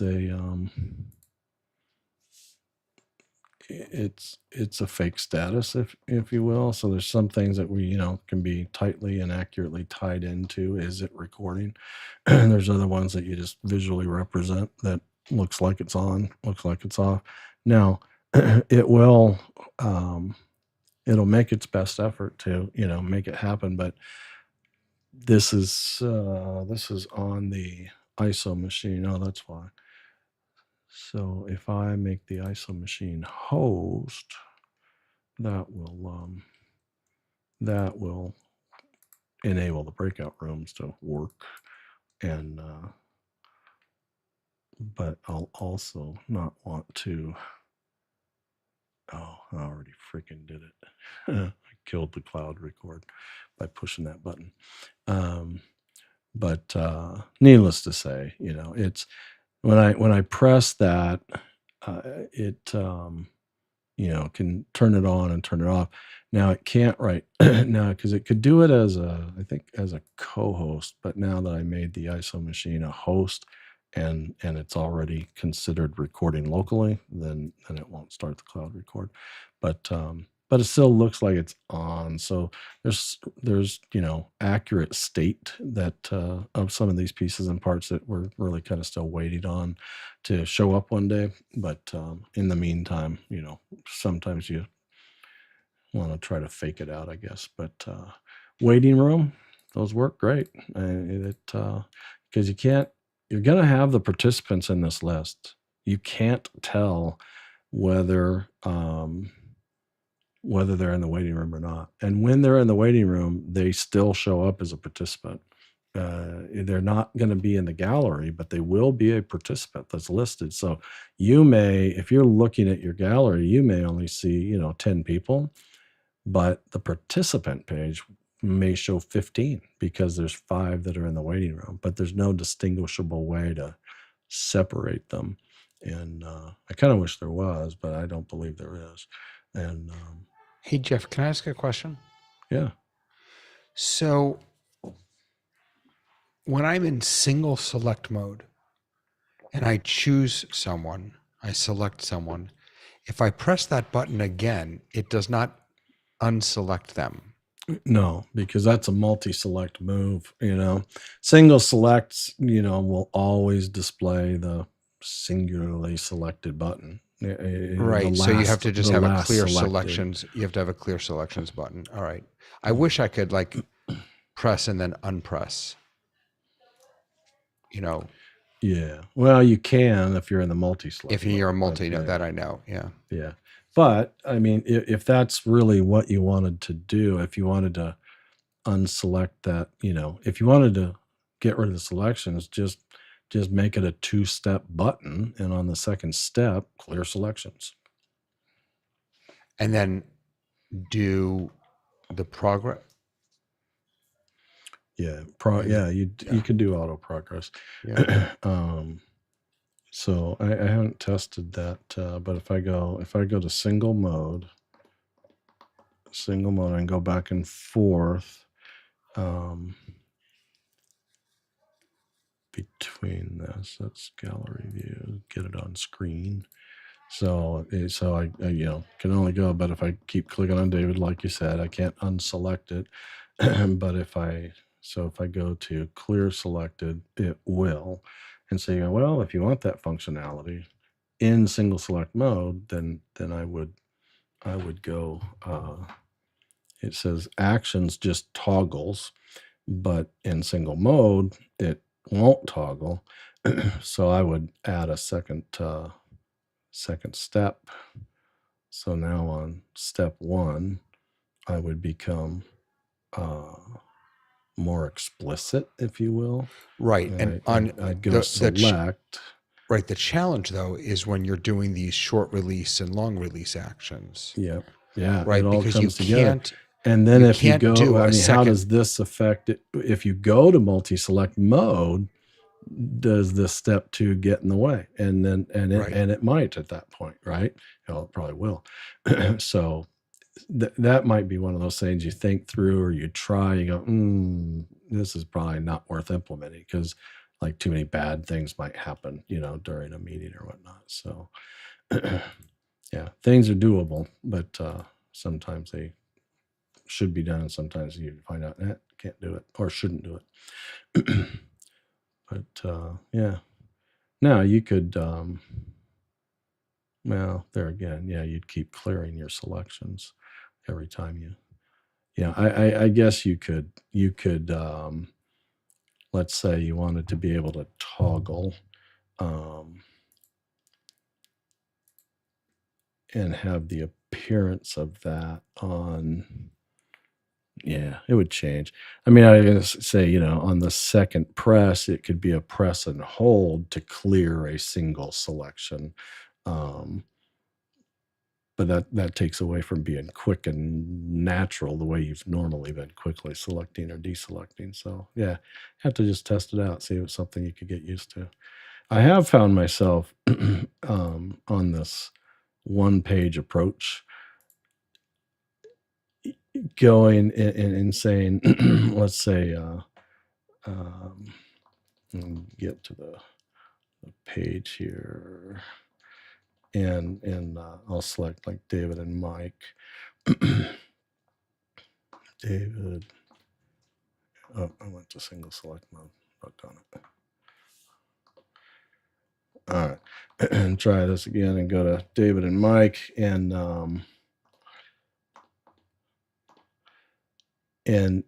do. I'm gonna press add spotlights. So we should end up with 2 spotlights, right? They get added to the current one. I have a clear spotlights, which would be a clear all, or I even have a remove the selected spotlights, which are still you 2 that I just added. You're still selected, so I could just remove you 2. But if I just stayed on the same button and pressed and held it, it's the same thing as like remove selected. You know what I'm saying? So I've found myself, taking several of these buttons that, if I press this to add the selected spotlights, I also added a hold function that says it unspotlights if I press and hold it, so because I know the selections are still going to be selected, and it just like physically, and visually, I don't have to turn my head. I don't have to look at the stream deck again. I just keep my finger on that button until you're both done speaking, and I just press and hold the same darn button.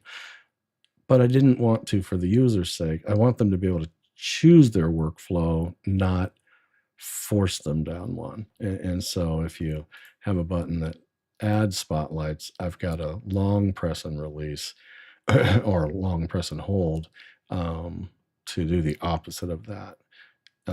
If on the solo. So if I solo somebody, if I solo David, I just quickly pressing solo, I can press and hold solo and it will unspotlight you as well, right? And so that there isn't really a press and hold for clear all spotlights, right? And so there's not one. There is just clear all spotlights. Remove spotlights. This says remove spotlight switches to remove the selected. That's what its title is, to remove the selected spotlights. But if you press and hold it, it'll clear all the spotlights, you know, so I don't have to, like, if I didn't get the result I was looking for and I need to clear all the spotlights, I can just stay on that same button and just press and hold it. Boom, cure my problem, you know, and then mute. So I can mute the selected, but if I really wanted to mute everybody, just press and hold it instead of quickly press it, right? So quickly pressing will mute those that you have selected. If your intention or need now was to mute all very quickly, just stay on that button and it'll mute them all for you. There's not an opposite of that. Oh, there is. Yeah.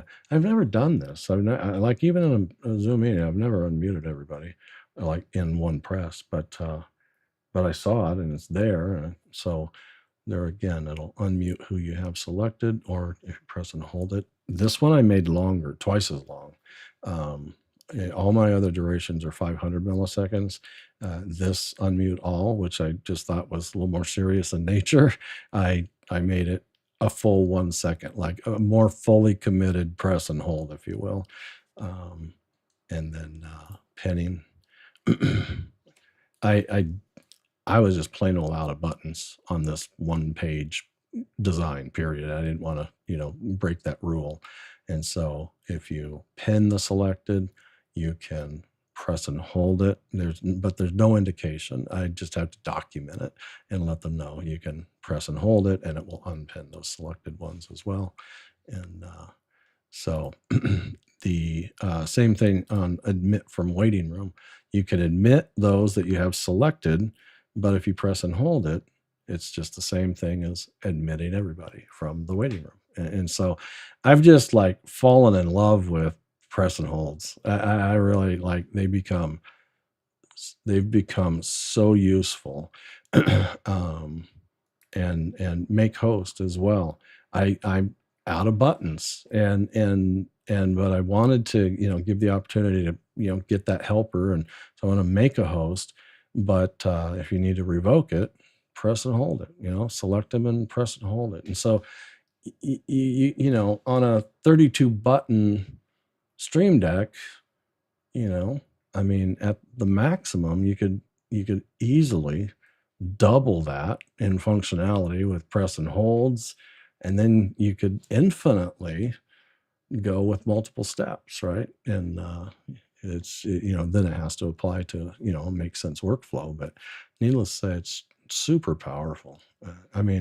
The number of buttons that, if all these that have press and holds counted as 2 buttons, I'd probably have to add another 10 to 12 buttons, without that functionality. So it's really a feature set that I've really taken to.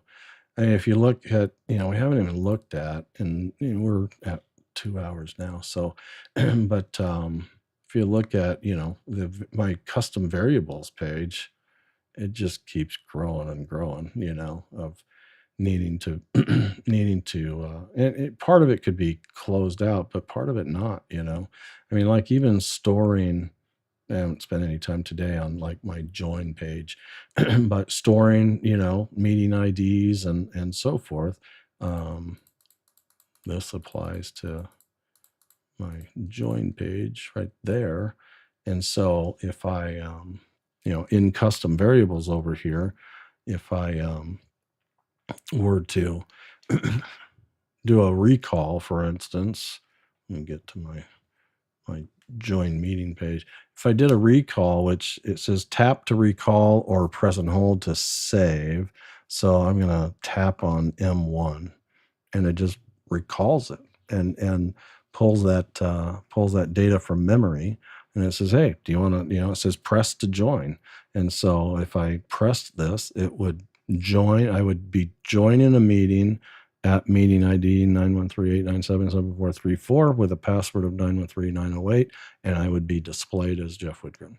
That's what's in that memory button.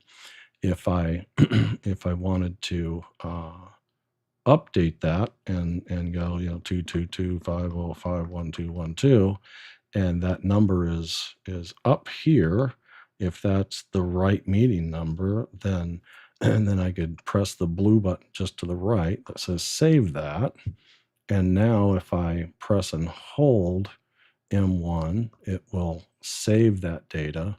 Now if I recall it, now it loads up Jeff Widgren, same password, 913-908, but now it has that updated meeting ID. And if I press that, it will launch ZoomISO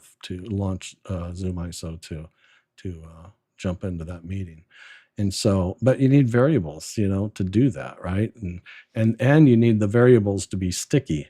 So when you kill the companion module, will that data still be stored? And that's the difference between a variable that is marked persistent or not. And so if you want the value to persist, you can change the value. That's fine. And it will update the startup value. But if you mark it persistent, then the module can be shut down and brought back up, and that value will still be there. And so those saved numbers will be retained. So anytime you need to have something retained. If you only need values to reference from a variable during runtime, not a big deal. But if you need them to persist from shutting your computer down to being back up, then you want them to be persistent. All right. Jeff, can I make a quick comment? Of course. Having spent 2 years on the Zoom test kitchen, listening to you and listening to Andy on setting up Companion and on ZoomOSC or with ZoomISO, I can follow you. But if I try and rewind to 2 years ago, I wouldn't have a clue what you're talking about. And the reason I'm saying is that I'm definitely going to get onto the pre-order list because I can see the value of the amount of work that's been done. Sure. And but when I think about all of the people that I'd like to give this to or recommend this to, I can't help but feel that they'd read a simplified version. Well, and that truly, I may have missed really pushing. So everything we've been bouncing around, 80%, maybe 90% of the Zoom test kitchen today has been kind of this complex model of the well, I took them down now, but the side-by-side view and so forth. That's the pro version. That's my top tier package of people in production and so forth. The ones who are going to be, but take a look at page 30 is where I did this, if you will, the consumer model. This is the consumer presentation. It is a hang on, sorry.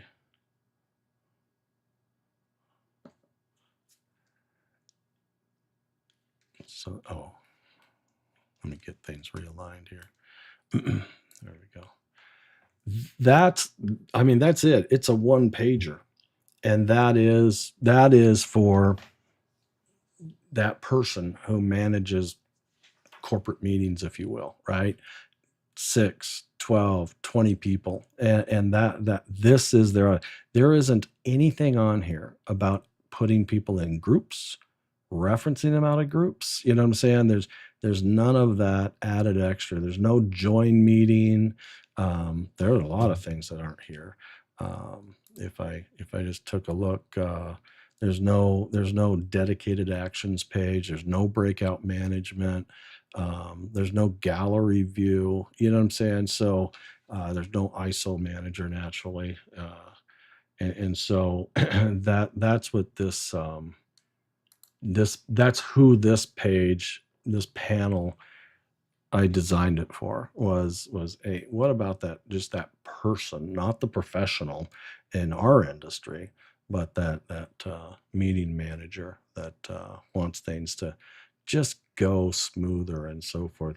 The one thing that's not here that I may, I've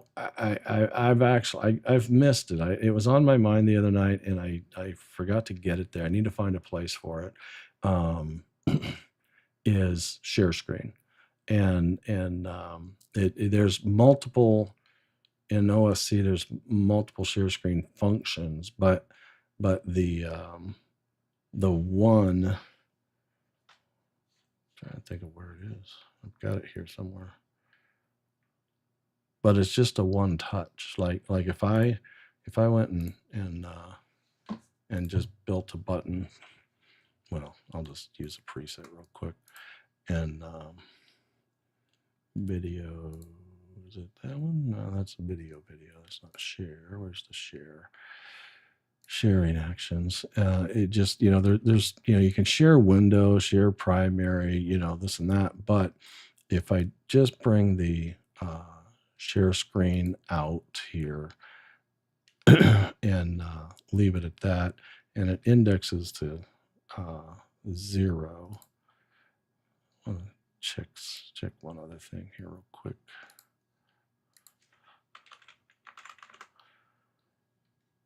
Share. Yeah. This is the one I want. Share primary.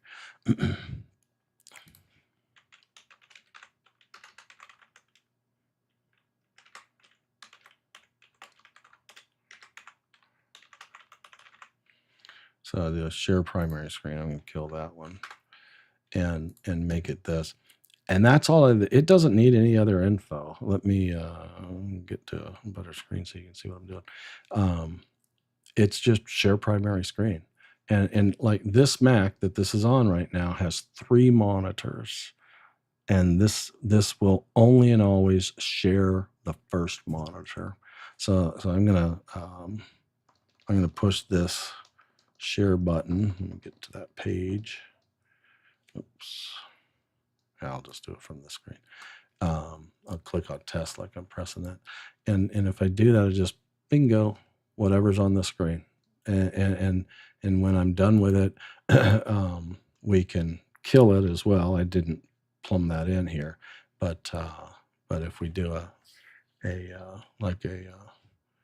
press and release or a step 2, if we added a second step, and on this one, we look up share and where's the stop? Start. Let's not look at share. Let's look at stop. Stop sharing. And so on step 2, it stops. And so now if I click on it, there's the stop. And then if I go back to it, there's the share. And I mean, it's lickety split, right? I mean, it's just a push of a button. And the only thing the customer has to be taught once is whatever you want to share, just make sure it's on that monitor and make it full screen if you would as well. And then all you have to do is press the button once, it'll show up, press it again, it'll go away. Drop dead simple. And that I missed on this build, but I will definitely get it in there, because I think that's a that's a basic function that needs to be there because it's a Zoom solution. But outside of that, I mean, do you see any other big miss that you go, hey, if you were to recommend this to a customer contact, you can, all the spotlighting options are there. You can add the selected ones. You can remove the selected ones. You can clear all of them, and or you can do that solo, spotlight one person. You can mute all, unmute. You can pin locally, which I don't think a ton of people use that, but sometimes. But pin local is either a producer who's screen scraping, or a individual who's an attendee, not a presenter. You know what I'm saying? Those are my thoughts, anyways. Lowering hands, everybody or the selected ones. Waiting room management. If you're recording on, maybe make somebody a co-host, and ending the meeting. I don't know. I don't, outside of the share primary screen, that outside of that, being able to see 14 people and page through others, I think is a good number, and it gives us half of the Stream Deck for actions and the other half for seeing the names of our attendees. But if you have any other thoughts of what you think should be there or not be there, or what do you think of, compared to your first comment of, the overwhelmingness, that was the entire purpose of building this one pager, was to get rid of that overwhelming, feeling or presentation, if you will, really.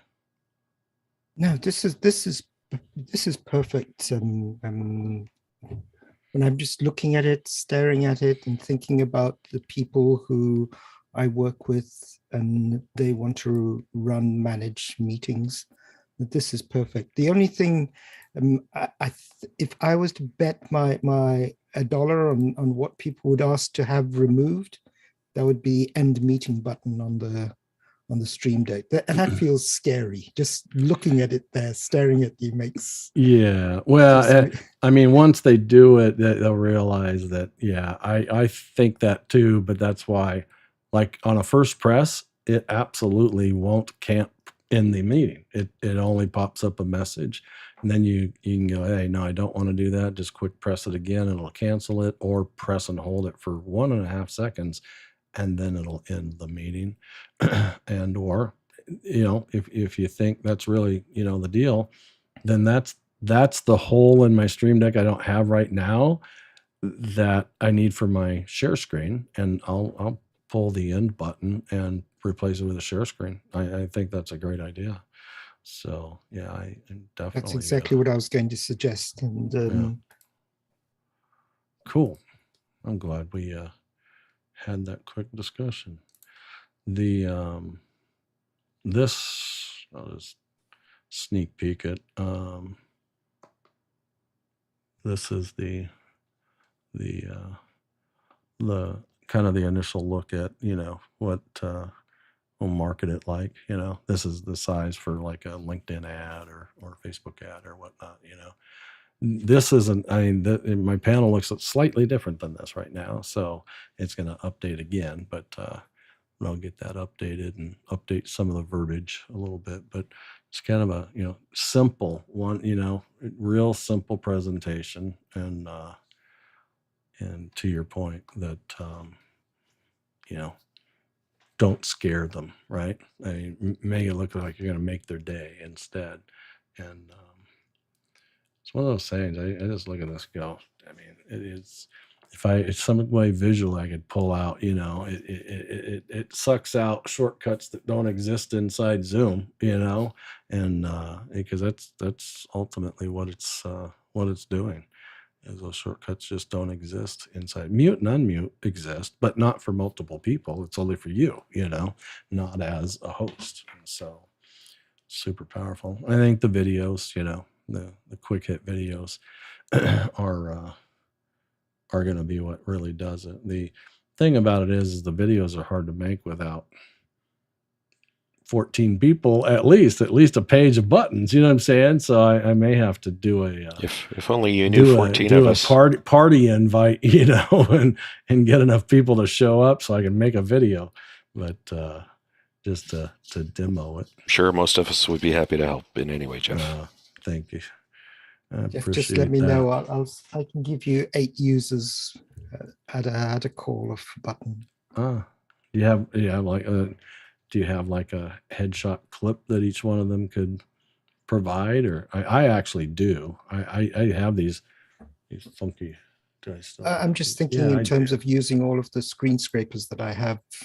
They just sit here waiting for a job like this to do. So, but I mean, like, could you put him in as the camera of each one? Not.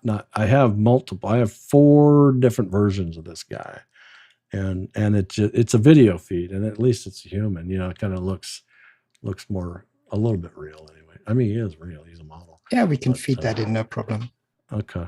Yeah, that would be cool. That'd be awesome. There's lots of AI generated humans you can order now.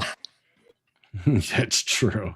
And they're copyright cleared, and you don't have to worry about residuals or anything. You don't even have to do that. You could just set up each one of those machines as long as they're strong enough to support avatars. You could just turn an avatar on each one of them, and that qualifies as video. So, yeah, that'd be great. But just give me a shout out when you're ready, and we can organize that. That's no problem. Cool. At all. And when's the due date? I keep asking you this and putting pressure on you. The due date for what? For the release. The release. Oh, date. The release of this. I'm building the storefront right now. So the storefront. I should have the storefront done this week, and then by the end of the week, I'll have a storefront and I think all the marketing stuff. So about a week, 7 to 8 days, and I'll do naturally it's not I'm not trying not to solicit from, and turn the Zoom Test Kitchen audience into that. It's really trying to go much wider than that, and have you guys, if you want to go share it with, customers or whatnot, to share that knowledge and point them to the, the store and so forth. And it's a great launching point. I mean, some people, it's all they need. They'll never want to grow it, as far as companion and build onto it. But some will be satisfied like that. Some will get the itch and go, this is amazing, and companion came into their life and ZoomOSC came into their life, and they'll grow it. And then some will want to grow it beyond their knowledge in the sense, but that will establish, kind of a consulting relationship that, and just provide some paid for guidance and so forth. So that's my niche at this point, so I love educating and sharing and digging in, and I think there's just, the tool's there, and the tool's rich, Companion 3.0 is rich, ZoomOSC is rich, and there's just no reason not to. There's a guy who's done this for the ATEMs and I think Canon cameras, but did a really good job. And I'm not really following him as much as now that I know he exists, a little bit of a reference point, but he saw the same kind of value that, it just helps launch. You're just paying for a launch. You can't protect the property, it's just, you export it. It's a readable text file. That's not meant to be forever, put in a safe, but help people get launched. There's a value to that, and people are willing to pay for that initial catalyzing move that says, man, this would have taken me weeks to build, and I don't have that much time to give to it, but yet now I can start tomorrow and start using it. So it makes a big difference. Anyways, it's a blast of a tool. It really is. I mean, the tool, the technology, the popularity of Zoom just continues to go off the charts, and the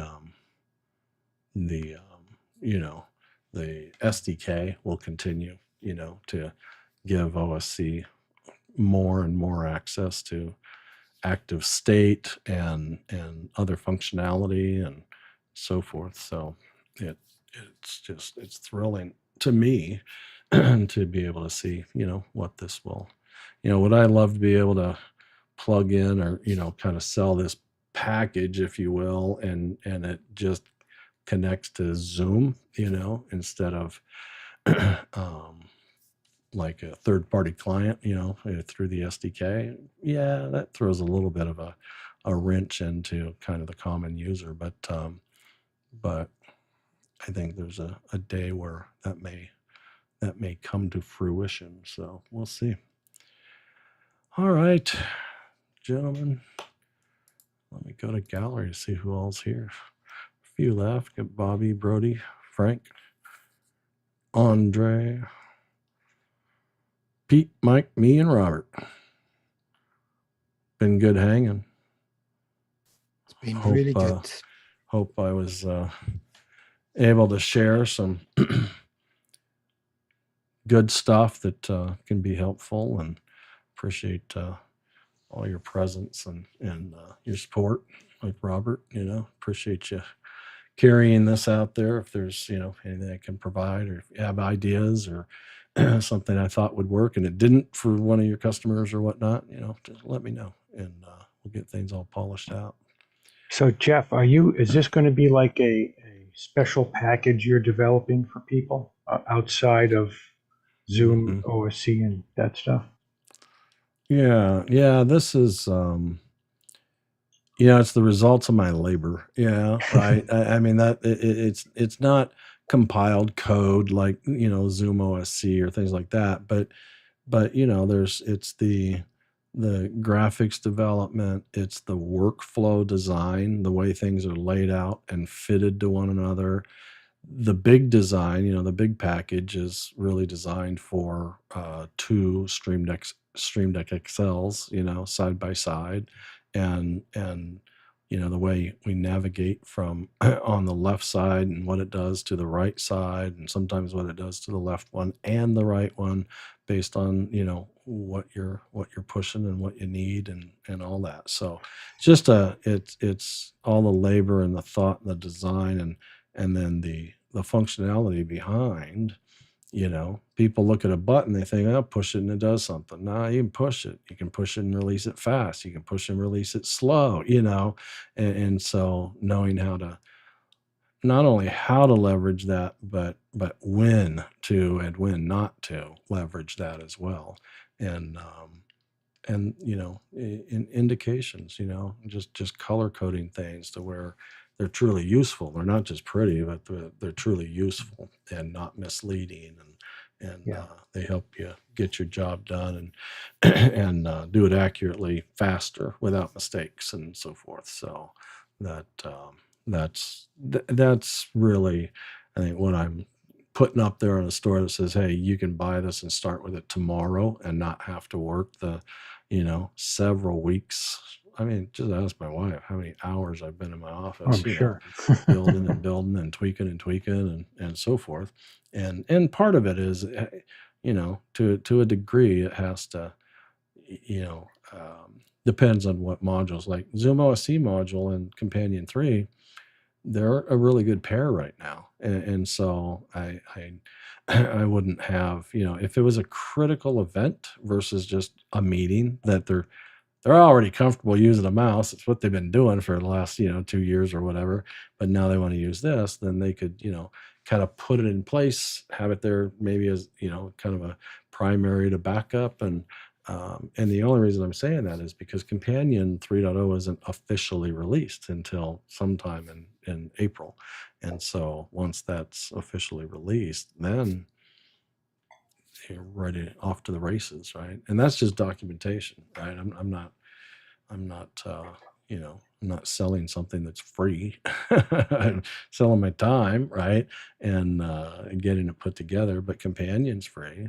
Tell them where and how to go purchase ZoomOSC. The licensed version. The Essentials version is not going to help a lot of people. It's a primer. It's meant to be a primer to get you to understand the tools. Good, super useful. If I could only multi-spotlight or whatnot, and that's where so you pay for that subscription. But outside of that, I'm curious. You can either opt for or not a physical Stream Deck. I mean, there may be people who have an iPad, but they go, do I really have to go buy a Stream Deck. I'm like, no, I mean, here's here is my iPad view. If I why can't I spotlight that? Oh, I took away my host privileges when I gave away host. Let me just spotlight me. So with that, I mean, that's not a picture. That's literally my iPad. So if I can switch on the vMix page and the whole bit. But anyways, go back to the iPad view. There we go. That's the Illustrator. But so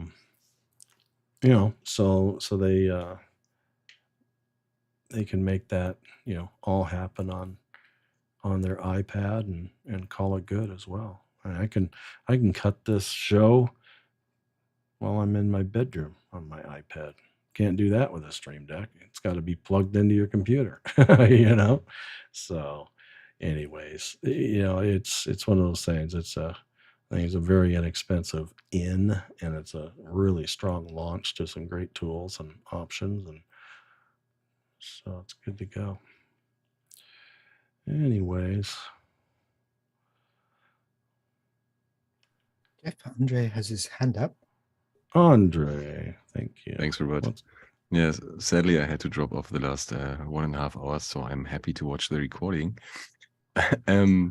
Jeff, how stable do you find Companion 3 so far? Do you have major issues, or is it No, kind of I stable? used to. I mean, I jumped on pretty early, and so I definitely went through, some painful moments when I would upgrade and I'd have no data feed or things like that. But that was quite a while ago now. So the stability of it, the cleanliness of the user interface and all that has just gotten amazing. So yeah, I don't have any concerns that way that that there's Well, that's good. That's good to any hear. problem. I mean, I now would, for the work I do, if it was Zoom and vMix work, I'm comfortable on Companion 3 and those two modules. So I would do some production work with that.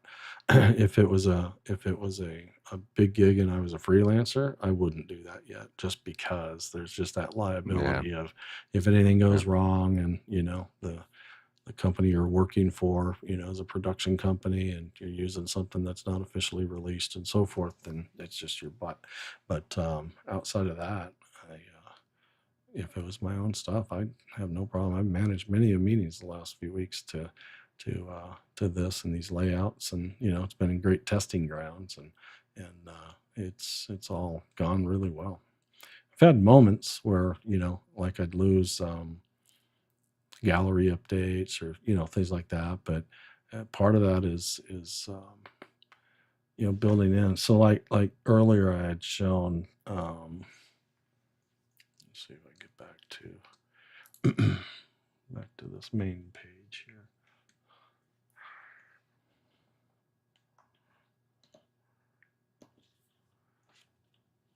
Earlier I had shown that everything has this bottom left button where it looks like it's today's name and date and time, and page 20 I think it's referencing. I need to go fix that font back down to 7 so it fits.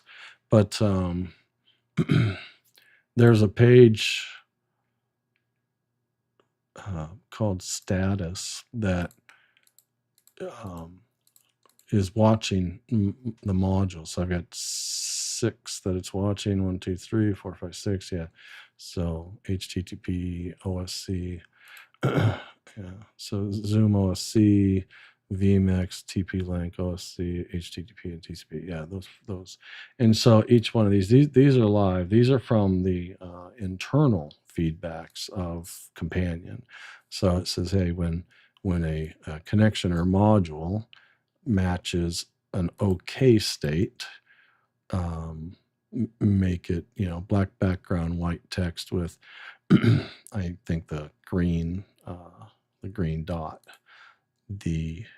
If it's in a warning state, make it an orange background. If it's in a error state, make it a red background. And then when it's disabled, I did that red. That used to be gray, because if it's disabled, I did that as gray, and so forth. So anyways, and then I think I've got all those. But then this one, I think this bottom, so this is, I had one of these. I think that's what's gone wrong is I had this tied into, that says master icon from page 20. Okay. So let's go to 20. It's feedback. Yeah, so that's why it's not showing the right stuff. So I just lost this reference to the connection. So my most important module is the OSC ISO module. And so I'll say, keep an eye on that one and change the colors accordingly. When it's okay, set the colors and so forth. So I will get these fixed, because this was an old import. Yeah, so now when it's okay, it's blue. So now any page from, the menu to whatnot. But if I went to the module page here, they're green coded. They don't match, but but the blue carries out there and all as well. It has a green dot on it. If I went to one of the modules and actually disabled it, then you'd see that every page now turned red, and the button on the bottom left turned red. If I go to the status page, you'll oops. Pass it. There we go. You'll see that it's gray. That's the one that's causing the problem. It's disabled, and so by design, really good feedback. Yeah, and it's on every page, right? So the thing that went through my head was there have been times in the past when my gallery stops updating, right? And so maybe it's because I'm not in gallery view on the ISO machine, but it could be that the module is having an issue. So this while I'm looking at while I'm looking at the the gallery view technique or whatnot, the status could tell me, really quickly as well, no, Jeff, don't waste your time there. One of the modules in Companion is actually having an issue. So go bounce it, right? And so I think, yeah. So the green buttons are I also... press this button here. I'm not seeing it right now. Oh, sorry. If I actually press this button, it will disable the module. If I press it again, it'll re-enable it. And so I can bounce any module really quickly as well. So just a quick reset. But what I do before that, if I run into a hiccup on, whether it's gallery view or data feed of some sort or whatever, I'll go through and I'll ping ZoomOSC, which really just kind of causes it to do a bit of a reset and gather all the new data and so forth. And so these are my utilities, if you will, status providers and quick fixes if I needed to. Did you find the ping And did you find the ping command really help out? That's interesting. Yeah, if you if I think all you really have to do is look at, what is it doing. So that's not the window I want to. Hang on.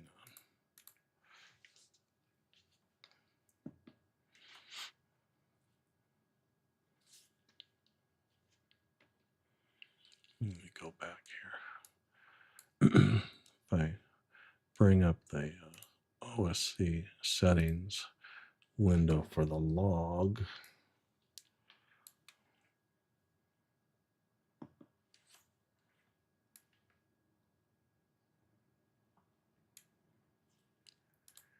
And show the log while I'm going to pull this off the share screen, but onto another monitor here while well, I'm going to do it behind. I'll make that big.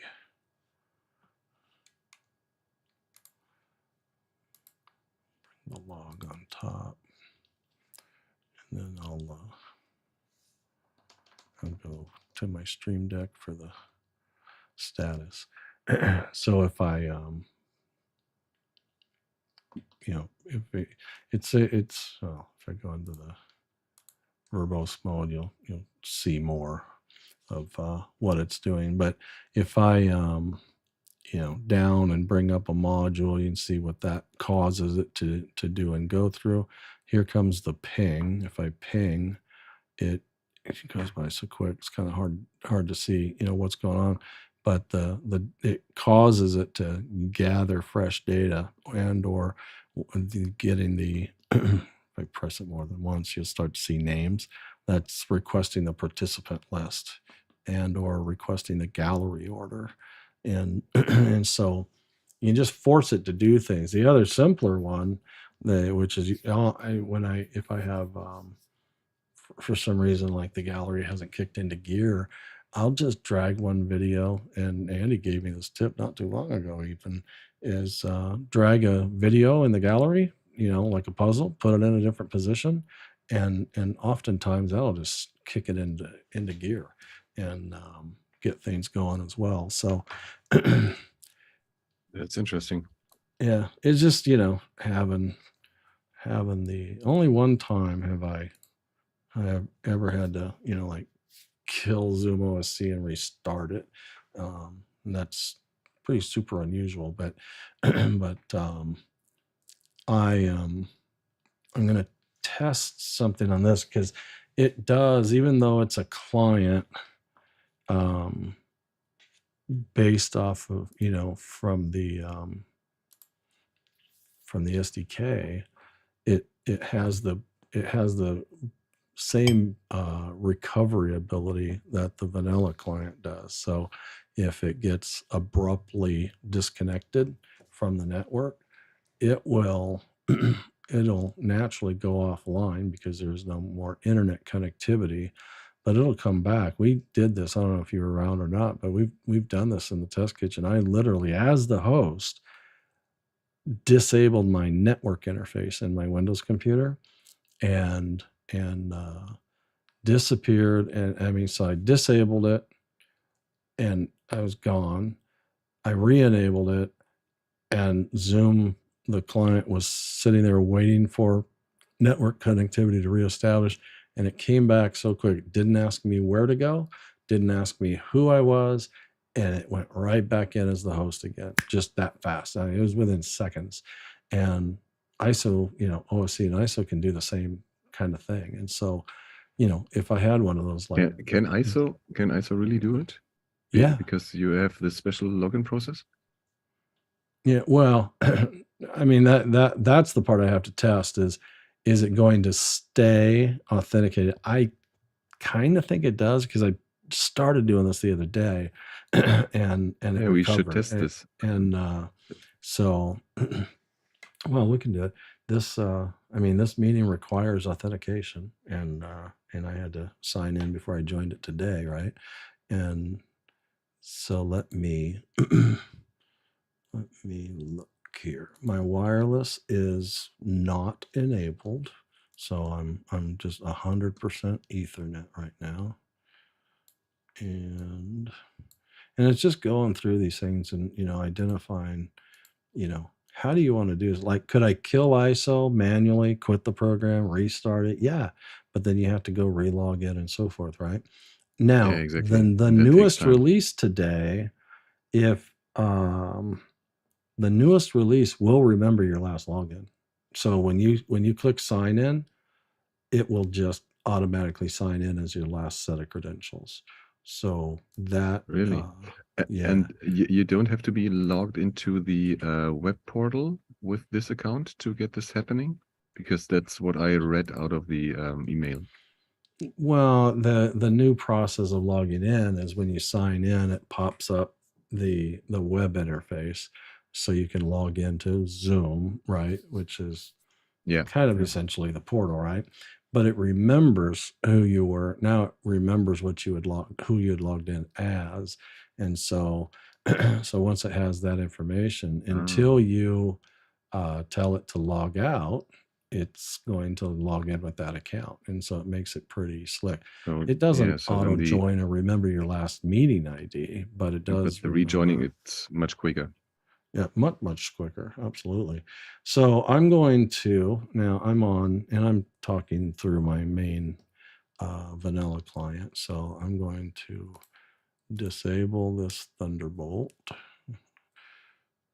and I'm going to make it inactive. So what we're looking at is the participant in the meeting called Jeff ISO. That's the one I'm going to disconnect or disable the Ethernet interface. Here we go.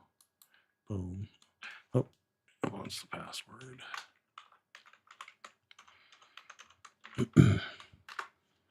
Bingo. That's down. Now that I'm not connected, I gotta use my other mouse. Usually I use Synergy. So I'm gonna reactivate that. Interesting. The Jeff ISO is still in the meeting. Yeah. I'm wondering how it long has a this timeout. It has a timeout period. I don't remember what it was, 30 seconds Yeah. or something like that. So if I'm back before that, now my Ethernet just reestablished. My ISO is now scrolling logs again, and I am live in my ISO client, the video. I'm back. Well, Really? I'm live. That's local. Mike is live now too. I just saw him move his shoulder. So I'm back in the Wow. meeting. Yeah. Cool. That's pretty quick. Very good to know. So, the question is, did that, I didn't actually kill the app, right? And so did it fix a Yeah. problem that was existing, or am I still gonna need to, stop and restart the app? But the other thing about that is, it's just a matter of getting things in place where you can, use the automator, on a Mac and see how much you can get automated to be able to, drop an app and restart it quickly and get logged in quick, all that kind of stuff. So, and then you just, you always hope and pray at every event we're involved with that bad stuff doesn't happen, but you have to be prepared if it does. So that's really what all the efforts are about. Yeah, exactly. All right. Well, very good. I think I'm done. I'm spent. One of my sons is, his mom and him are driving back home from Utah, actually Denver today. They got to Denver yesterday. She drove into a mud pit, and got stuck in trying to cross the mountains into Denver. So that was an extra long trip, but anyways, they're coming home from Denver today, and then he on the 3rd, so Monday, he reports officially for his full-time mission for the church, and he'll serve for 2 years full-time in Taipei, Taiwan. So getting ready to leave the country and be as far away as he's ever been in our life, which will be exciting. But yeah, he'll learn to speak Mandarin and the whole bit, which his grandmother speaks fluently. That's where she's from. His mom was actually born there as well, but moved when she was young. But anyways, it'll be kind of cool. So it'll be good to see them tonight, but always good hanging with you guys and sharing and learning together. But I think that's all we got for now. I think call it a day if you guys are ready for that. Yeah, All thank right. you. Take See you care. next time. We will see you next week.